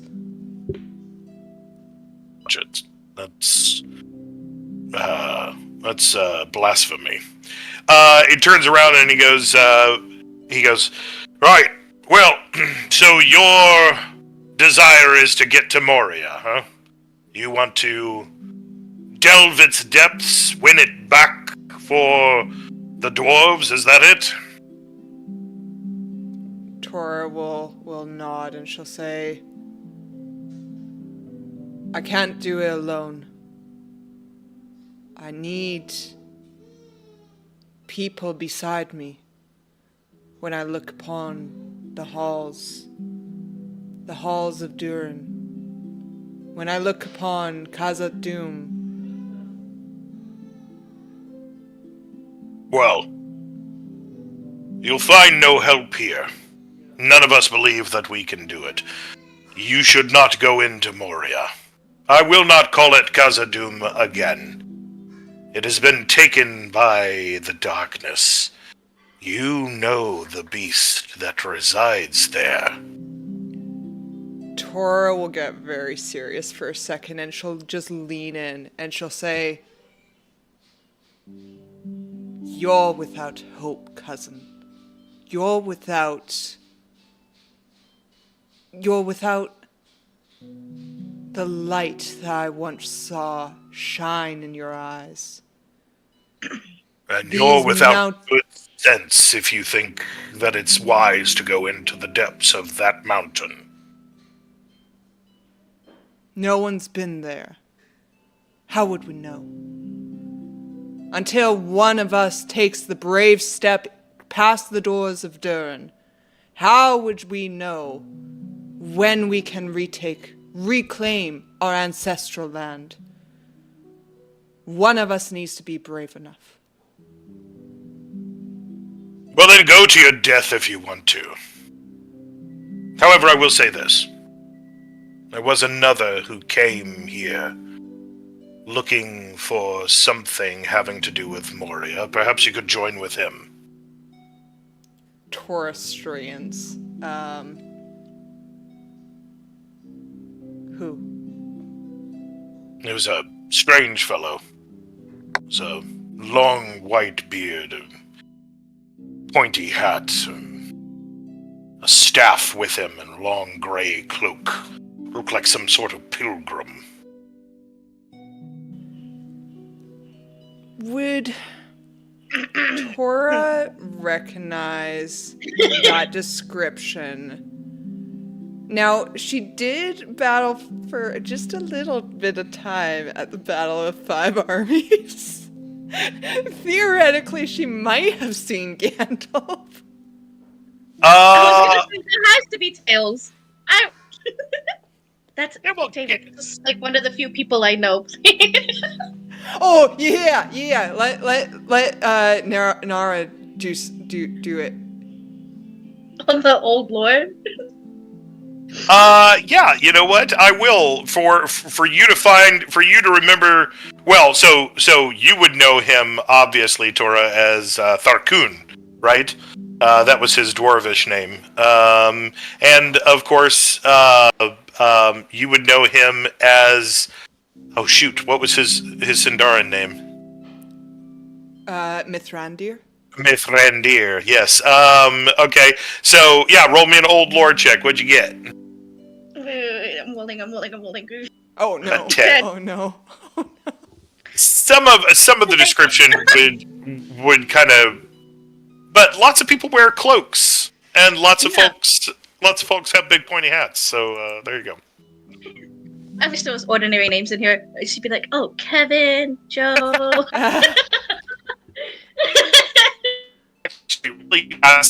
Really fascinating piece of trivia. Did you know that Victoria, was it Victoria? No, it was something else. Anyway, I'll remember. But there's a very common name that it was made during the medieval times, but it wasn't used until much later. Like it was lost for a period of time. Popular? Yeah. And it just became extremely popular, and people were like, "Oh, that's a common name," but it definitely exists during the medieval times. I'll find out which one it is. But anyway, Like Elizabeth? I don't know. No, let me find it. Anyway, all of that to say that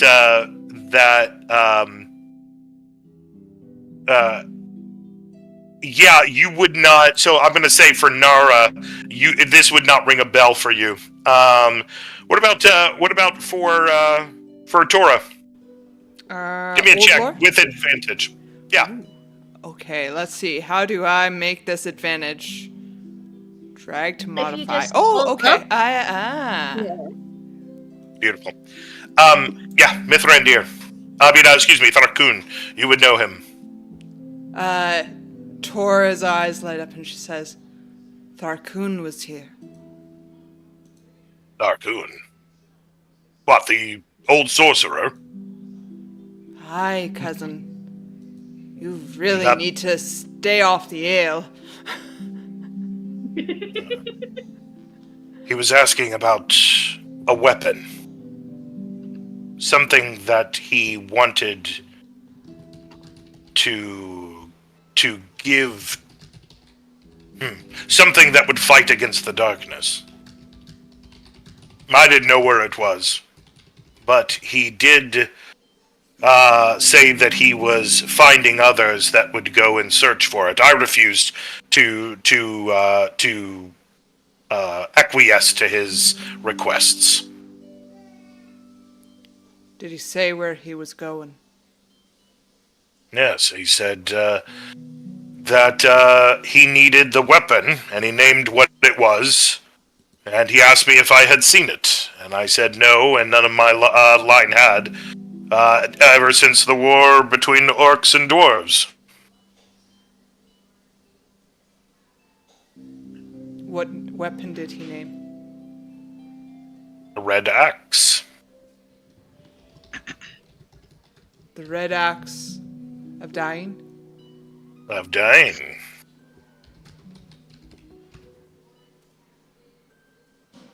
You see, he lost it there at the battle. He's had himself a replacement made, but not like the axe that he had at the battle. Some say that it was forged from mithril itself. I heard someone mention Mythwell on my journey. Interesting. What did they mention? Anyway, What did they mention, David? I will yeah, he was talking about the silver that you had about the jewelry. And then, but he did mention Mythwell about how his people were mining, and then there was so much, but they stopped eventually because of something I can't remember. Yeah, you'll find out. Don't worry. It'll become very apparent to you. Anyway, he says, yes. He asked me to get in touch with a ranger not far from here. Told him I wouldn't do it. Wanted me to carry some kind of note to him. No, it looks so Tora. Tora looks at Nara. Like that. That's like annoying look of like, oh crap. Did they mention where they were heading off to? He said that he was going to call for the ranger to come to Rivendell. Oh. Tora Interesting. stands up and she says, "That's where we'll go." Don't be I already a had fool. business there. Running off to elvish cities. Look, stay here, Tora. Stay with your people. Your mother's cousins. Stay and forge with us. Tora begins shaking her head and she says, "Your chair has grown roots to your butt, cousin. You've sat for too long, and you don't even know how to stand for anything anymore. Elvish city or not, we're going." And she won't be alone. She'll have me.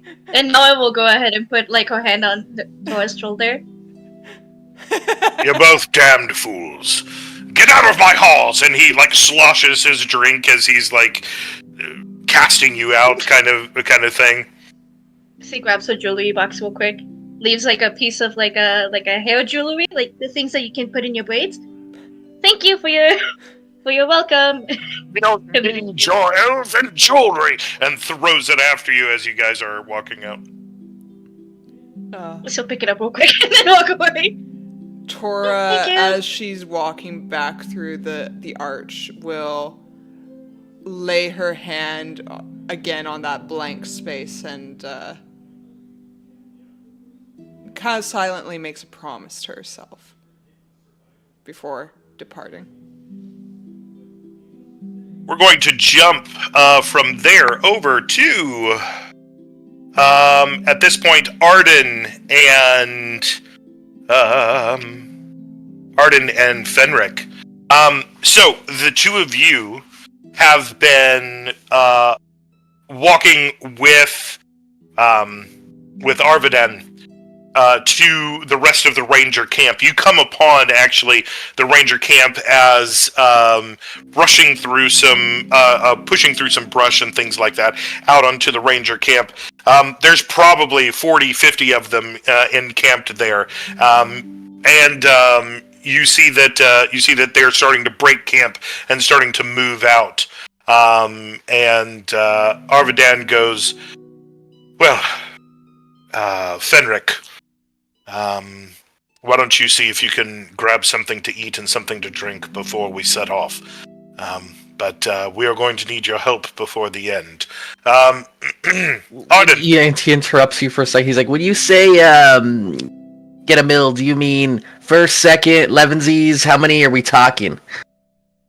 You'll find no hobbit conveniences here, Fenric. This is a military camp. Arden, will you see to it that he gets some hardtack for the road? Arden goes, yes, father. And she comes to sort of stand with you and go, so, Fenric, how can I help you? What do you need? Well, first, hot meal would be nice. I'm gonna take a little quick pipeweed break, eat a little nice meal, and then maybe I'll go over my equipment, making sure everything's all sharp and in order. Is there any equipment I could borrow or add to my wares? I'm afraid that we travel very light here, and also, I would say that I'm not sure that you have enough time for a pipeweed break. However, I will get you some stew and bring it to you, and then we really must be on our way. All right. Let's get on with it then.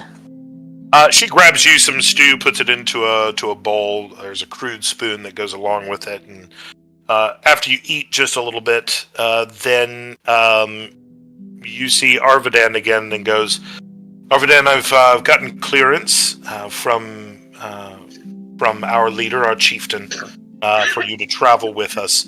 We are headed up into... Let's see, where are you guys headed up into? Great question.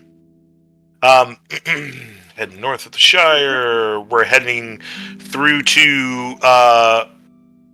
We're heading up through the Weather Hills, headed to the Trollshaws. Apparently there is a force there of goblins that we must take care of.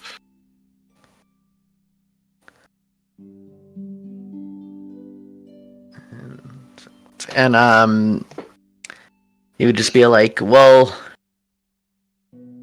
how many goblins are we looking at?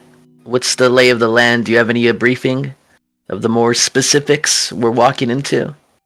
I'm afraid not. This is quite a heavy march. Apparently, our chieftain is looking for someone that he is he's hunting at this current time. We will, of course, be able to move together, and I will give you as best a briefing as I possibly can along the way. Sounds good to me. And then he'll turn to Arden and be like, thank you for the meal. I appreciate you. Are you coming along with us? Arden goes, oh, yes, most definitely. Arvidan is my father. So where he goes, I go. Do you have any ponies to spare? Ponies? I am... Or should I take the trek on foot? Yes, you probably need to walk along with us. Don't worry, we can walk near the back, and I think we should be fine. Yes, so we're breaking camp now, and you can travel with me. Okay, sounds good. Sure enough, things start to break down. Everybody starts to break their stuff down.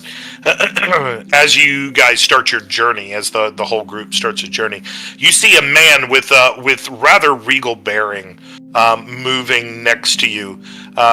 There are a group of rangers that are around him, and he comes to look at you and regard you for a second, and he goes, "You are a halfling." You're quite observant. What gave it away? I'm just remarking because it's been a while since I've seen your kind. He puts a hand on his shoulder, and as he does, you see that he has a silver ring on his finger. 2 serpents, one eating the other, around a golden laurel with a green stone set in the midst. Would he recognize this? Give me an old lore check. Okay.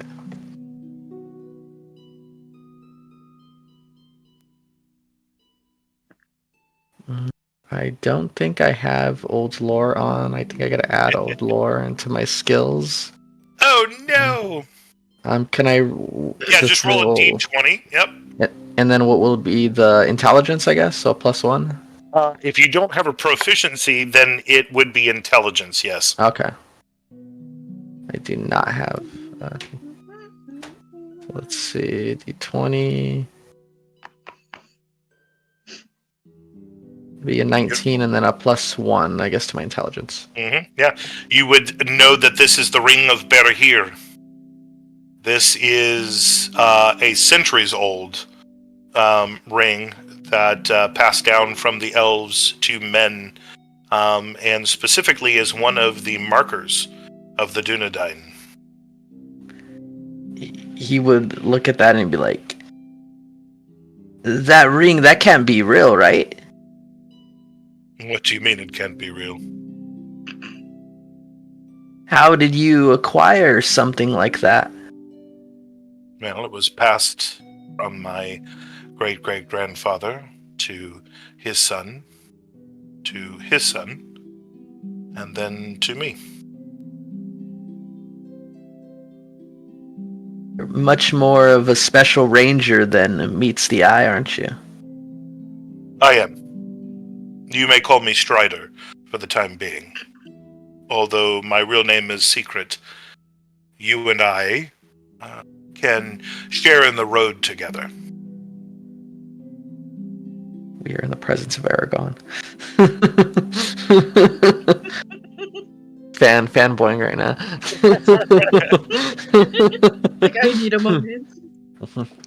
And does Strider have like is that a nickname that holds weight currently? Or is that just the name he gave everybody? You know, Strider as he goes by. It would be the same thing as meeting Frodo and him calling himself Underhill. I mean, Okay, yeah, the it's kind of like concept is that like it's a moniker, and the name Strider was a little bit more. So the funny thing is that Aragorn throughout the whole deal, like he has different names in different places. He's kind of like Gandalf, like that. Mm-hmm. Like he has the eagle to some of the people in Gondor whom he helped out during some of the things for Osgiliath. So he's got different names in different places. Strider is definitely one that would make sense for the Shire, and is more a nefarious name. Interestingly, a more of an infamous name than so the name would kind of be for you. Oh, this is a dangerous dude. Like this is a pretty dangerous guy who kind of stalks in the night, kind of thing. And I think he'll just like sort of, you know, raising eyebrows. He sort of looks up at Strider, and he's like, I have a feeling I'm gonna learn a thing or two during our travels. Oh, I should hope so. I am in need of good friends and good company. And, well, everyone's my friend until they're not, capiche? Did Capiche make it through the non? Somebody made it up, David. capiche isn't really a word anyways, you know. That's very true.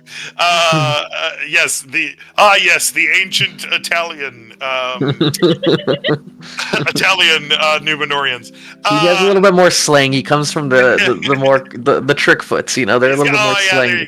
They're a little bit more slangy, you know. They have their own sort of dialect, you know. You've been hanging out with those Sackville Bagginses, haven't you?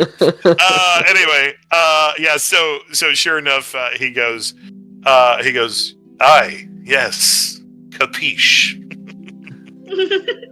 About that time, from the front of sort of the caravan, you hear someone yell, "Trolls!"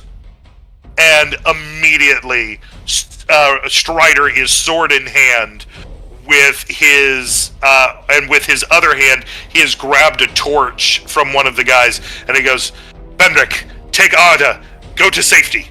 Arda, not Arda. What the fuck is her name? Arden. He says, "Get to safety," and he runs off with a contingent of men, and they are in the shadows. I'm gonna be like, Arden, I feel like I can help in this situation. You should stick back. Maybe I should go help. Yeah, listen, they can take care of it. Trust me, I know of them. I need you with me. Okay, let's go. Okay, You'll rush on. Yeah, she turns towards you guys. Are making your way down sort of a hill there. She goes, "I know a place that we can hold up for a little while until they come back around. We always pick a spot when we make camp to rally for those that can't fight fully a troll or something like that just yet." She goes, "It's right over here." She leads you through like a thicket there, and you get to a spot.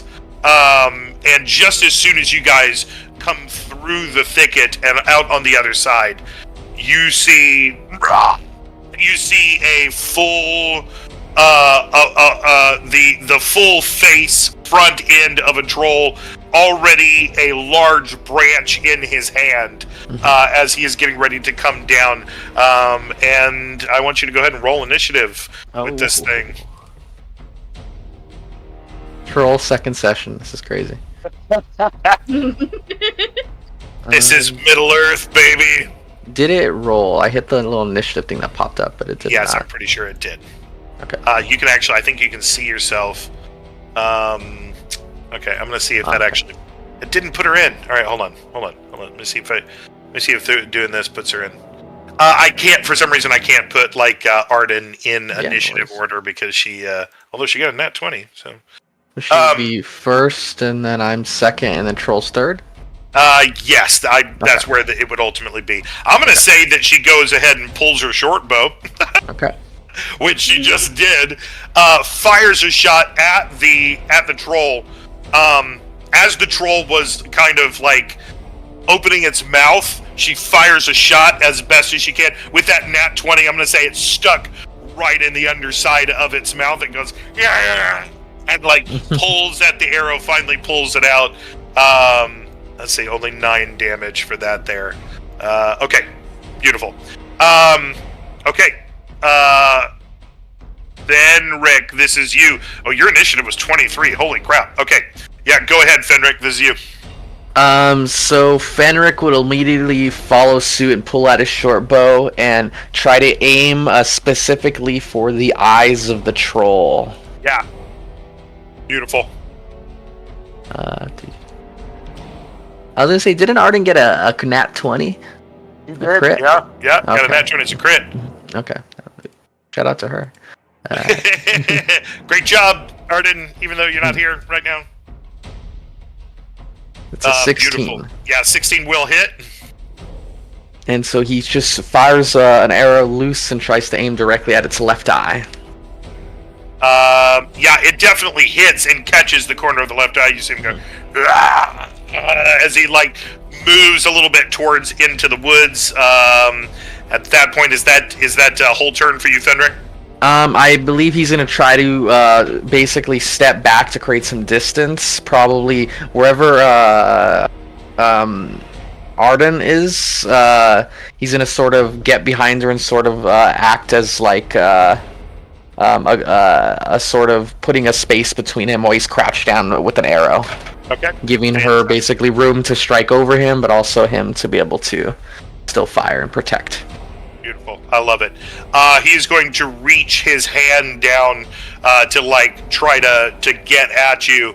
And that's a 13. That is gonna miss. That'll miss your AC. He gets 2 of those little actions there and 1 of another. That's a 23. That is gonna hit.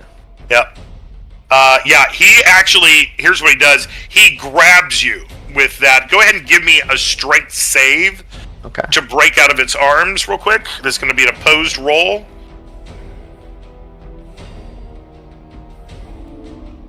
He nat ones. Amazing. So he goes to grab you and you slip out of his hands there. As he doesn't see you. Since that was a nat 1, I am going to kill his next turn. That will go back to Arden. Arden is going to... Come on, hun. What you got? She's going to take her sword, and she is going to walk up and try to hamstring the thing. I don't know why I rolled 2. We'll take the first one. That's a 14 to hit. Will not hit. Yeah, it looks like it rolled the two-handed one as well. Okay. Fenric, this is you. I think seeing her miss, he will try to once again distract the troll so he won't go for Arden, so he'll aim for the other eye this time. And fire with his bow. And as he's doing that, he'll say, "Look here, you ugly son of a bitch!" and try to be as loud as possible. Falcon, please don't fight with me later on in the grave. It was a 23. Yeah, 23 will definitely hit on this roll. -7 on 7 damage. Okay, beautiful. Amazing. Arden will look at you and go, "Do we run away? Do we move?" I think in this situation we gotta stand our ground and fight until things don't look too hot, and then we run. Okay, whatever you say. I got your back. The troll is going to go. The troll is going to go towards Arden. Is going to roll a 15. Let me make sure that will not hit Arden. I didn't look at her AC earlier. Yeah, that will not hit Arden. Going to go for another bite. Or excuse me, not bite, but a claw. Disregard that. Won't hit with that other claw. That bite attack will hit, though, with a 15 at 7 damage. You watch as she goes to swing her blade, and this thing literally chomps down on her arm, just goes, and like the arm. She screams in pain, and you watch her drop her sword in the process. She is bleeding. She kind of steps back a little bit and grabs her arm and goes, is it not good now? She looks like she's on the verge of fainting. Is it his turn now? It is your turn, Fenric, yes. So he's gonna rush over there to her and try to grab her and start pulling her back and basically retreating as he pulls out his short sword and tries to basically retreat while holding it out and moving back with his little 25 movement. Okay, alright. With that, you are going to take an attack of opportunity from the troll. Okay. Okay, alright. Troll's going to go to claw you as you are bringing it away. He will not get you. We're going to say that your action is trying to move her with you at your 25 speed. You are bringing her through the thicket. I'm going to give the troll, whose speed is actually... Let's find out the speed on this mother trucker. 30. Would it be like 25 plus 25 because his action was running? Dashing. Sure. Yes, Jackson? except for the fact that he is also carrying someone. Oh, okay, fair enough. So that's Fair. going to be difficult terrain. As So- we went through the brush, could I attempt to hide with her to try to basically, as soon as we go to the covers, I want to immediately drop us to the ground and say, whatever you do, just don't move and follow my lead. Stay completely quiet. And he'll throw leaves over them and basically get mud on the ground and try to cover them up in their Scent Predator style. Roll me stealth, and as I believe, any action done with stealth with hobbits gets advantage, as I do recall. Oh, hell yeah. Is that right? I could check though. That me see. sounds roughly familiar, but I'm trying to remember if that's D&D or... Regardless, I got a 3 and a 1. So I got a 9. I got a 9. No. Yeah, no, it's not great at all. You are immediately found as the troll literally grabs the bush and just rips it all up from the roots and throws it to the side, exposing the two of you. Oh my Arden looks and goes, "Okay, it's not good now. It's not good anymore." She's Wolf's now a troll. And he'll just start hyperventilating. At this point, you hear a "Ah!" as you watch this figure. Now, Fenric, what I'm going to tell you in this moment, as you are in this space between fear and life and death, you see a fire come over this hill. A flame.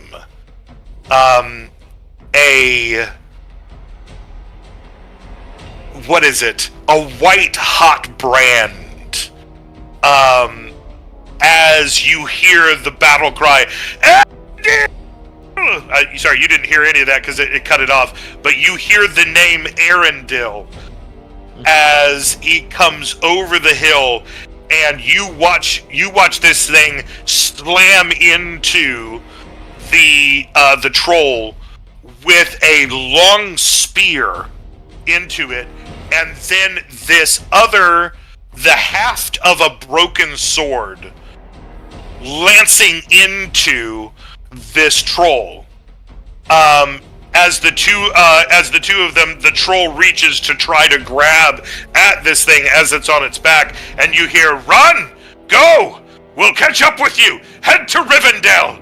And Arden stumbles to her feet and goes, We have to run. We have to go.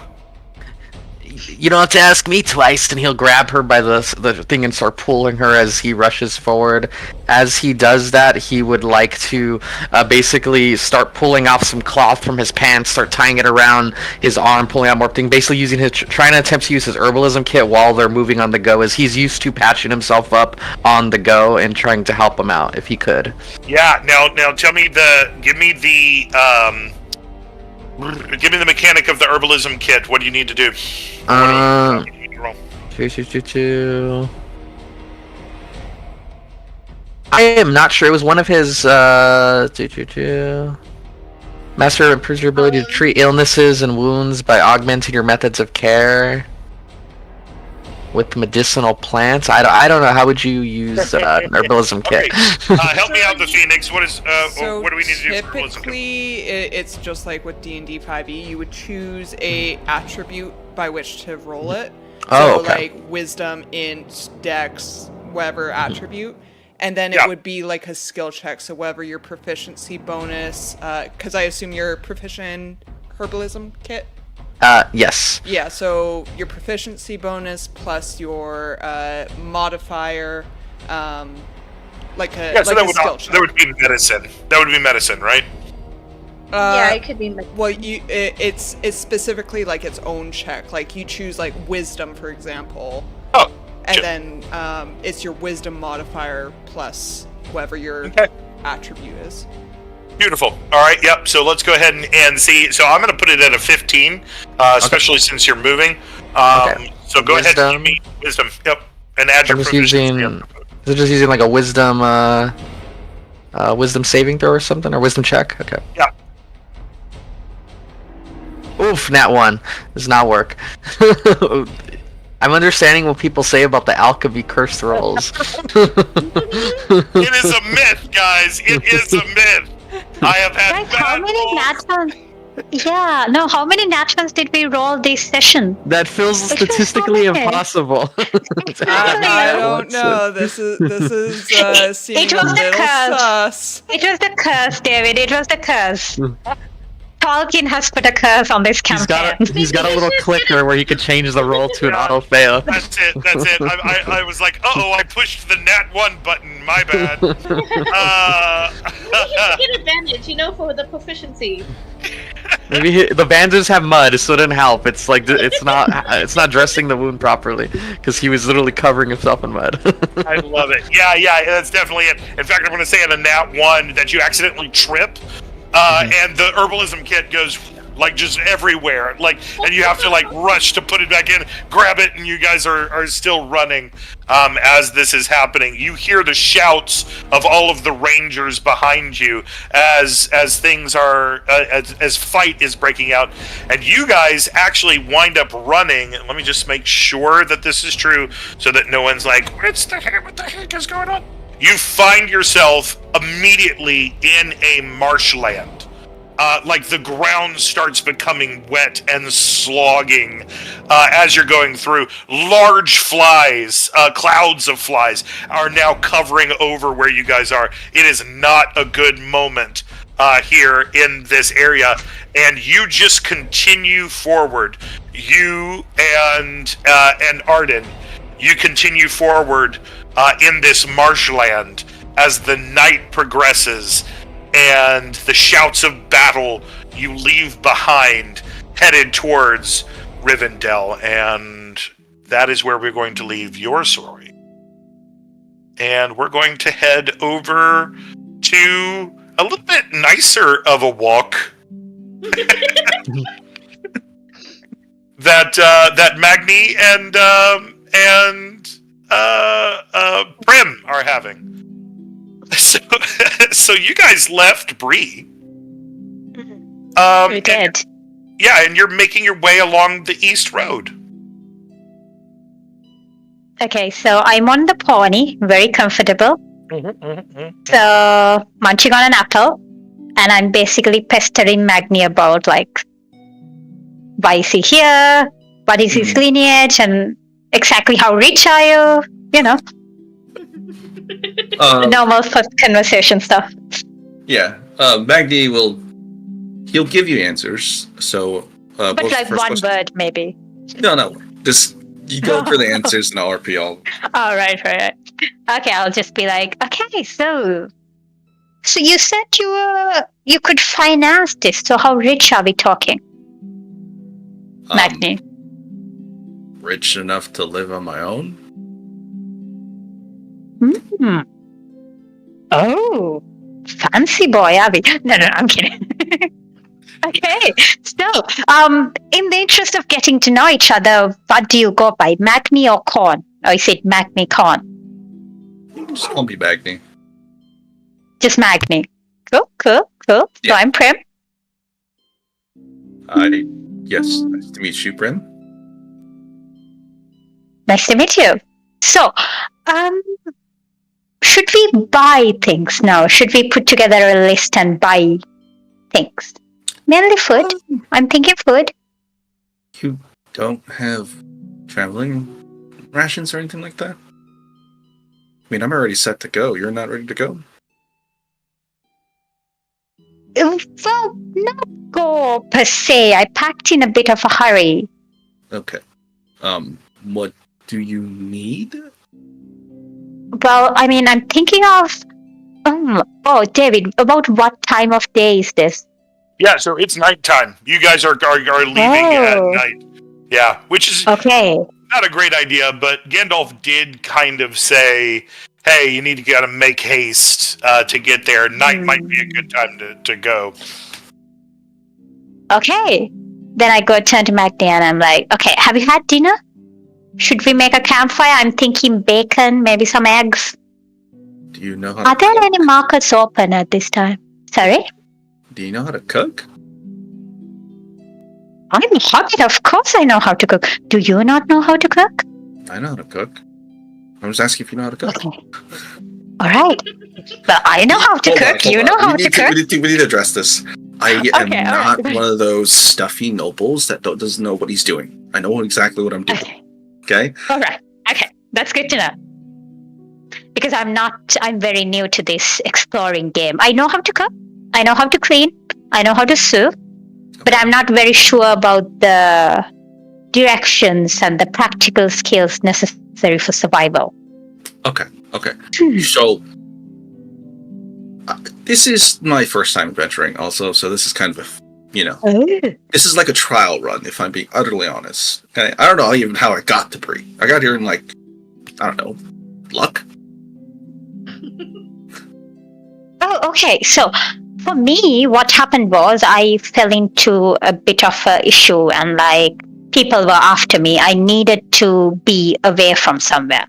How about you? Were you sort of No. what precipitated your adventuring? Yeah, I was just bored. Oh, purely bored. Just Yes. boredom. Just boredom, if I'm being honest. I mean, it's just, I didn't want to work most of the time. I just felt like there's more out there for me, so I just walked. I mean, to be fair, if you lived in Lake Town, you'd probably get bored too. Yeah, anyway, go ahead. I mean, the city it's flourishing. Mm-hmm. Right. It's flourishing. Yeah. It's flourishing, but there's nothing to really entertain yourself with there. I mean, you can drink, but if drinking's all you do, it kind of gets boring eventually. That's true. I agree. I mean, I learned to cook because I worked in a tavern, but that's about it. Okay, so as you guys are walking, you are definitely off to sort of the north from where you are. You are definitely hearing a lot of commotion. The sound of yelling, of steel grinding against rock, of basically battle has broken out to the north of where you are, and you see firelight every now and then of torches and things like that through the woods. But that's what's currently happening to the north of where you are inside the forest. Okay. So we probably shouldn't camp here. We should go far away from that, first off. Sounds like a plan. I agree. Of course. I mean, I'm not to offend you or anything, but can you defend yourself? Oh, no, not really. Just give me some of your dry rations. Okay. No, hold on. I can try one of those. This is not going to work if it's just me doing this. You need to. Do you know how to protect yourself? I mean, I jumped out of a window once. Okay. Have you had any type of practical training? I should ask that. I've done a lot of running after kids, wrangling kids. That's very. Okay. That's dangerous to life and limb. Okay, so bottom line, you know how to run. 10 young hobbits. Yeah, and chase after. I'm very fast. Okay. When I'm chasing after young hobbits. That's a good skill. That's a good skills. Okay. I guess I'm gonna be the one smashing heads. I don't know the saying, if I'm being honest. I could learn how to smash heads. I look at your tiny frame. Yeah, sure. As you see up ahead, so you've kind of past the fighting to the left. You definitely see there are marshlands off to the north as you're walking along the road here. But you definitely see sort of a larger tower that is actually ahead of you. That looks like it was built into the side of a cliff face. And you see on the top of the tower, it looks like high, dry land, basically, but it's ruins from a long time ago, from the kingdom that used to be in this area. You definitely see. Now, it's probably going to take about 3 or 4 miles, 5 or 6 miles to get there. But needless to say, it is some place that would probably be safe and heavily defensible by your standards, Magni. Okay. Look and say that tower could be a good place for us to rest for tonight. I agree. Yeah. So we are both heading towards the tower. As you are on the road, some figures come out of the marsh, covered in mud and flies, in the darkness ahead of you. And what do you say, Fenric, as you come upon two people on the road covered in the mud from the marshes? I guess he'll come out and see them and just sort of like stop and be like, I'm gonna be honest with you, it's a long story, but any of you got any ale? Okay, hold on. We need to pop. Okay. Okay, thank you for talking first, but I need to discuss this with my escort real quick. What the fuck do we do? What do we do? Okay, I don't know. I think it might be some sort of bog monster. I read about these in fairy tales. I think like if you need to pass, we need to appease them, like give them some money or something they want. I think we have to give them some ale. Okay, did you bring ale? No. Bullshit! Damn it! Hey, I'm sorry to interrupt. I'm not here to. Yes. I'm not robbing you. I'm not mugging you. We were just fighting a troll. Me and my friend out there. Things didn't go hot. Obviously, I looked real cool. I was doing what I was doing. But there was about 10 trolls, and so that's a little out of my realm of. So we fled, and okay. So and now at this point, can I roll like perception to recognize he's like a hobbit? Definitely. Yes, you definitely can. I guess I would say roll with disadvantage, but okay. Our rolls are bad enough that we don't need disadvantage. Yeah, this is going to be come on. Okay. With disadvantage, there we go. I got it. yeah, don't talk to me about an alchemy curse, y'all. When y'all can roll that kind of stuff, don't talk to me about it. He just finally pressed the succeed button just to throw us off. Yeah, Dave is over here like, oh, I'm going to teach them. This next one will go through. Yeah, amazing. So, crazy. You see this guy covered in mud, and just so you guys know what he looks like. And but right now he's covered in mud. He has twigs, he has mud, and he has two little twigs that kind of look like little antlers that he doesn't realize, and he's just kind of picking out things out of his hair and face. And and as you slowly sort of uncover yourself, I go, Fenrak? Fenric. Is that you? Fenric. Oh, Fenric! Yes! I recognize you! He's a hobbit. I turned to Magda and say, he's a hobbit. And clearly you're the brains of the operation if you figured that out. Well, hold on. Prim, that was very obvious the moment I saw him.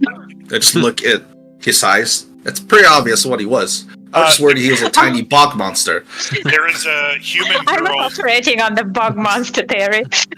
There is a human girl standing behind Fenric who is not casually bleeding from the shoulder, going, listen, guys, this is a great conversation, but I kind of need to... And she fully passes out on the ground.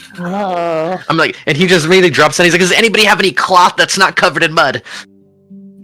Okay, so I tear off a part of my dress and just hands it to you. No, I don't give it to you. I tie it myself because you're covered in mud.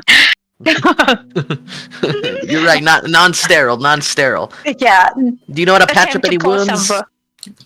I've worked with a lot of kids. I know how to take care of like minor scrapes, but like chopped off hands is a bit beyond me, so I sort of try my best. Do I have to make a medicine check or just? You can get. You know what? Definitely take a medicine check to see if you can stabilize her. Yeah. Okay. I love how many of us are proficient in medicine. Like it's so. I am We can definitely try. not. So Okay. Yeah. It's amazing. Considering that there are like no clerics, like in Lord of the Rings 5e. Yeah, this is definitely needed.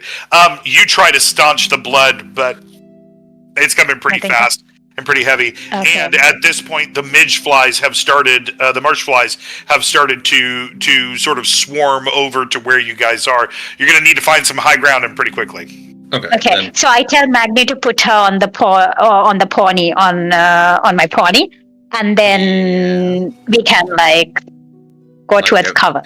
Yeah, so we're gonna head over, and I point to the tower. We're gonna head over to that tower for just tonight, and then we'll leave in the morning. That sound good? Yeah. You mind if we join you? Obviously, I don't Oh no. care as long as you don't have any ill intentions. I'm sure the Tooks owe me a favor for something. All right, we'll talk about this later. And I'll put Arden on the pony, and then we'll guide everybody to the tower. Beautiful. You guys make your way to the tower. Anybody who wants to know what this tower is, you can go ahead and make a old lore roll. I'll just do it. Okay. When you say everybody, do you mean everybody? No. Graham, you I have think no clue. me. I think it's a mountain. I don't see it. I think it's a mountain. Oh no. Wow. These rolls have been fantastic. I will say, Fenric, you're probably the closest. Fenric, you recognize this is one of the old ruins of Arnor, of the Kingdom of Arnor that was here. Yep.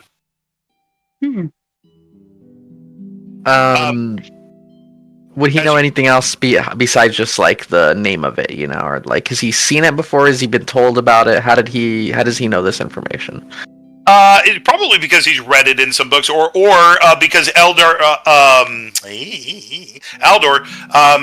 basically showed it to you. I tell you what, he probably would have said it to you.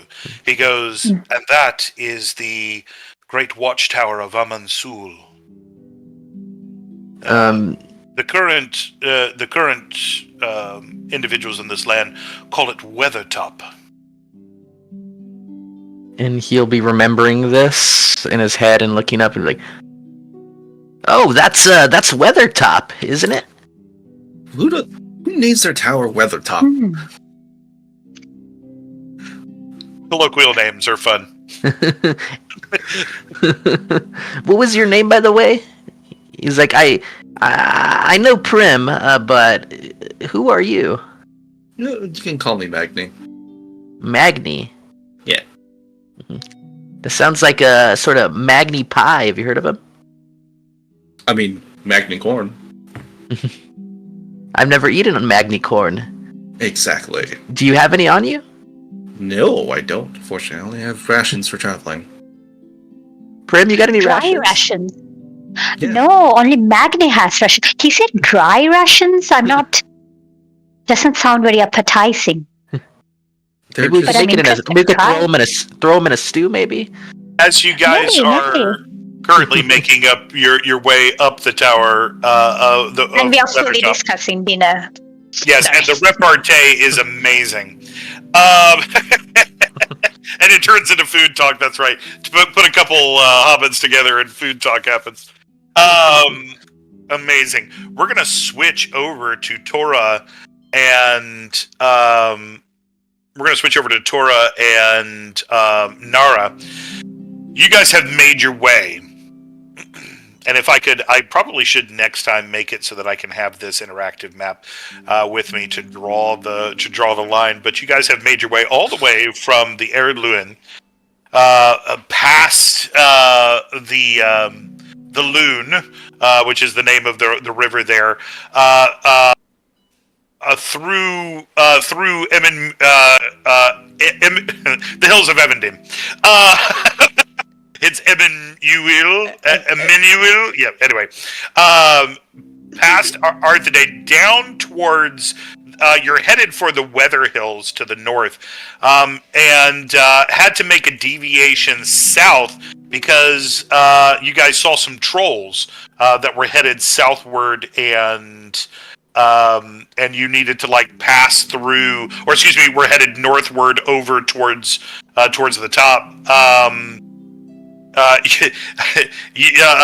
guessing that when you guys saw the trolls, there was this moment, I'm sure, for Tora that was like, we can take them, kind of thing. But Nara is grabbing her to say, that is wonderful that you believe we can take them, but I don't think this is the time. Perhaps let's reconsider for another time.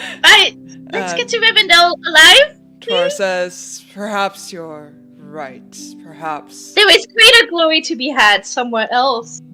You're right. There is greater glory. These dwarves are but a trifle in our path. I just realized I messed up the accent a lot. It is okay. It is okay. We don't have to have the accent.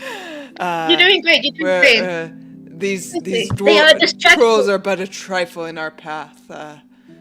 Precisely. A distraction. To keep some greater glory ahead of us. Onward.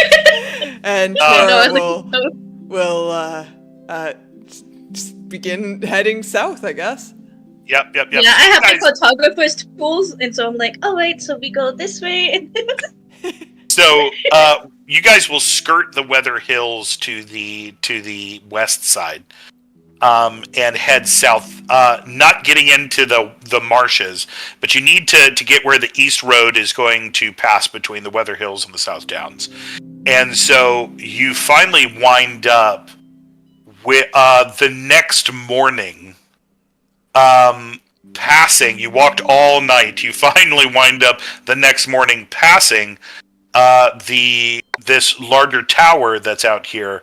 Both of you give me old lore checks, please. Let's see if we know what this is. Please. Oh, no. Nara knows. And Tora knows. Okay. No. We know. They are better at all law. Definitely so. But we you guys are older. We are older. Yeah. True. Older. But you wind up at Amansul. Tora looks upon this tower and she says, there was glory indeed for the Dunedain when they ruled these lands. Quite yes. So. Do you think we could rest there? I only need 4 hours, and like. Okay, I have a scene in my head. I just have a scene in my head that I would like to see happen in this moment, and just because I'm feeling it happen, Fenric. Would Fenric urinate off the side of this tower? I'm just asking for reasons. It sounds very on brand for Fenric. I think I see where this is going. I will oblige you because I know you want it to happen, and I will say yes. I will say yes. You were about to say that, like, in the as the morning sun peeks over the horizon, we see a glitter of something shining in the distance, and we're like, "What is that?" What is it? Yeah, I will say yes. After Fenric basically used his water and cleaned himself up, he then he decided to then relieve himself that he's been holding in since the troll. Right, and I just see that Tora is like, this was once the great watchtower of a great kingdom, and all of a sudden, just guy peeing off the side of it. It's like, yeah, Tora sees this and outrage and disgust. Mm-hmm. Noah tilts her head like, is that water or is that something else? I can't quite discern from so far. That's no water. and Tora will storm up the mountain. All right, Tora and Nara Nara's like trying to fall.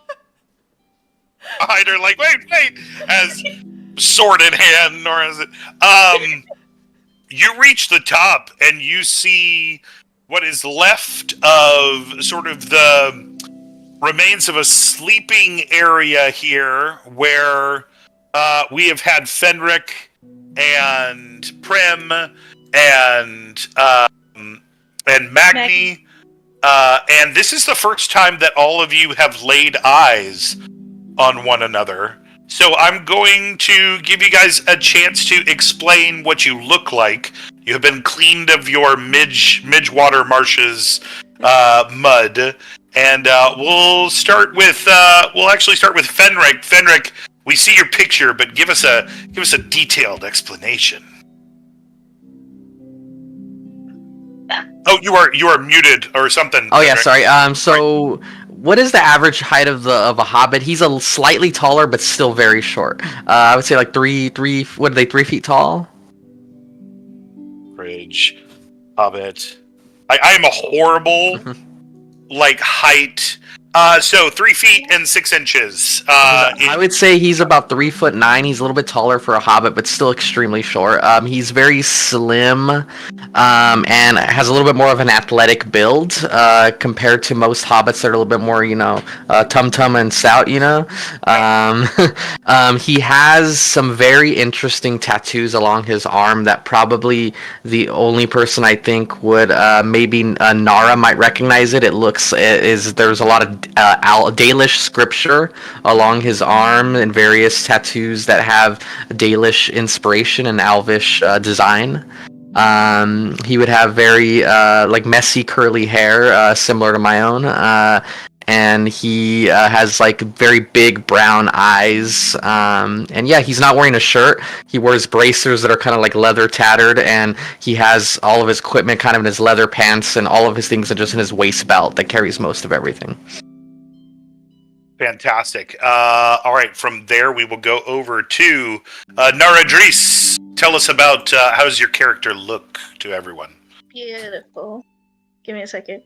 So I just added a picture, but she has really long white hair that's all within braids. And there's little silver trinkets in them. Very dressed, kind of casual.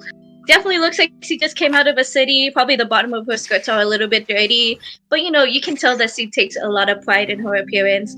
Darker skinned, 6'2", because she's an elf, though very fucking not tall apparently. This is my tallest character at 6'2". Very slender, and there's just always an inquisitive look on her face. But right now she's a little panicked as she's trying to follow Tora and trying to be like, wait, stop, please, don't hurt anybody. I can only do so much. Can you? Love it. Great. We'll go to Prim. Okay, so Prim is a bit shorter than Fenric. And she's wearing the usual governor's garb, like a dress that's very practical and material that won't stain or crease easily. And she has low-heeled boots that are tied up, and she also has a cloak over her head that she can sort of use to cover herself in, and her hair's a bit frizzy, and she always has this sort of manic, cheerful look on her face that's no matter what the situation is. And yeah, she's usually very sort of presentable, but today she's not that neat. There's stains on her dress, and her hair's everywhere, and the eyes are bleary, and she's just trying to assess the situation. Go ahead, real quick, if you would right click on your character in the party panel, if you would, and go ahead and do send to. Can you send the picture to journal? Does it say send to journal? Yeah. It may not say that. How did you put it up there? It didn't say that. I just uploaded it from my computer. There's just Oh, a you little uploaded. Ah, okay, message I'll in do the that. chat box. Yeah. If just so we can have that Yeah, picture. I've got it on full on the thing, so we can see what that is. So Prem, yes, Hobbit, a took, nonetheless. There, Prem. Okay. After that, we will head over to Magni. Yeah, Magni. It's really hard to tell in the darkness, but he is well built. He has defined features. He looks like he's been working out a lot because he has been. He's around 6'3", 6'4"-ish, so 6'3.5", and he has dark brown hair, dark brown eyes. He carries a sort of a lax sort of attitude and personality to him. He's currently wearing or getting his armor on. It's as from what it was described in the wiki, it's like old Russian knight armor. He's getting that put on, and then he's trying to put on his cloak as he sees a dwarf running angrily up the stairs. Amazing. No, I was trying to stop her. Like, Charlie, stop. Yeah, there she is. Oh, beautiful. Yeah. And there's Magni. Fantastic. very regal. Very regal. Okay, and last but definitely not least, at least for this group, and then I'll throw up what Arden looks like. But Tora, tell us about what Tora looks like. All right. Well, Tora stands at about 4'7". She's got this. It's not the picture isn't quite exactly how I imagine her. Pending art commission, but Right. Tora has on the side of her head kind of a partial wheel of like French braids, kind of holding back part of her hair on the side of her head, and the rest of her hair that's loose is this dark black curly hair that comes down to her waist. When you look at her, she's got a dark brown complexion, very deep and warm in color. But when you look at her eyes, she's got these beautiful amber, like striking amber eyes. And right now she is holding a battle axe with dwarven runes on it, as well as a shield with some dwarven. There's like some dwarven masks and like hammers and axes and that kind of stuff. And her armor is like a kind of a dark iron, almost a blackened iron, with like scales. And she has these pauldrons, and down the one shoulder, because I think it's really fucking cool, she's got one of those half capes that's orange in color. I love it. I approve of those capes. Those are great capes. I love those half capes. Okay, I have to look up half capes now, like because I look up. It's gonna ruin regular capes for you because they're just so cool. Look up lightning from Final Fantasy. Oh no! Lightning That is so cool. Yeah, like lightning from Final Fantasy introduced me to half capes, and I've been ruined ever since. But are they practical, guys? They're cool because they are, right? You know, when you're battling like with a sword and a shield, the cape doesn't get in the way of your sword arm. Ah, They're actually So better good. than regular Very capes. regal still. better than regular capes. I am convinced. We also have. Oh Lord. My computer has done a thing now where apparently I can't see my mouse button. So we're doing that. But what you saw there was actually the art for Arden. It's sort of very much a young girl in sort of the classic ranger gear, muted tones, with brown braided hair, and yeah, fantastic. Just so great. Well, that is what is seen as the lot of you looks upon each other for the first time as the sun rises, catching the top of Amun Sul, a dwarf with sword drawn, an elf, fair but worried, a hobbit. He's probably like, I'm so sorry. Give me a second. We'll get it under good control. And I think, Preman, you are making eye contact and being like, how are we going to alleviate this situation? A hobbit, slightly exposed, but also proud. But also proud.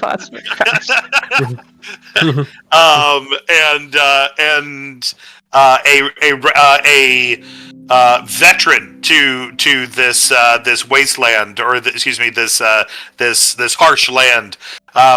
Magni, we see a human in armor, attempting to find his place within the world, and a baroness, a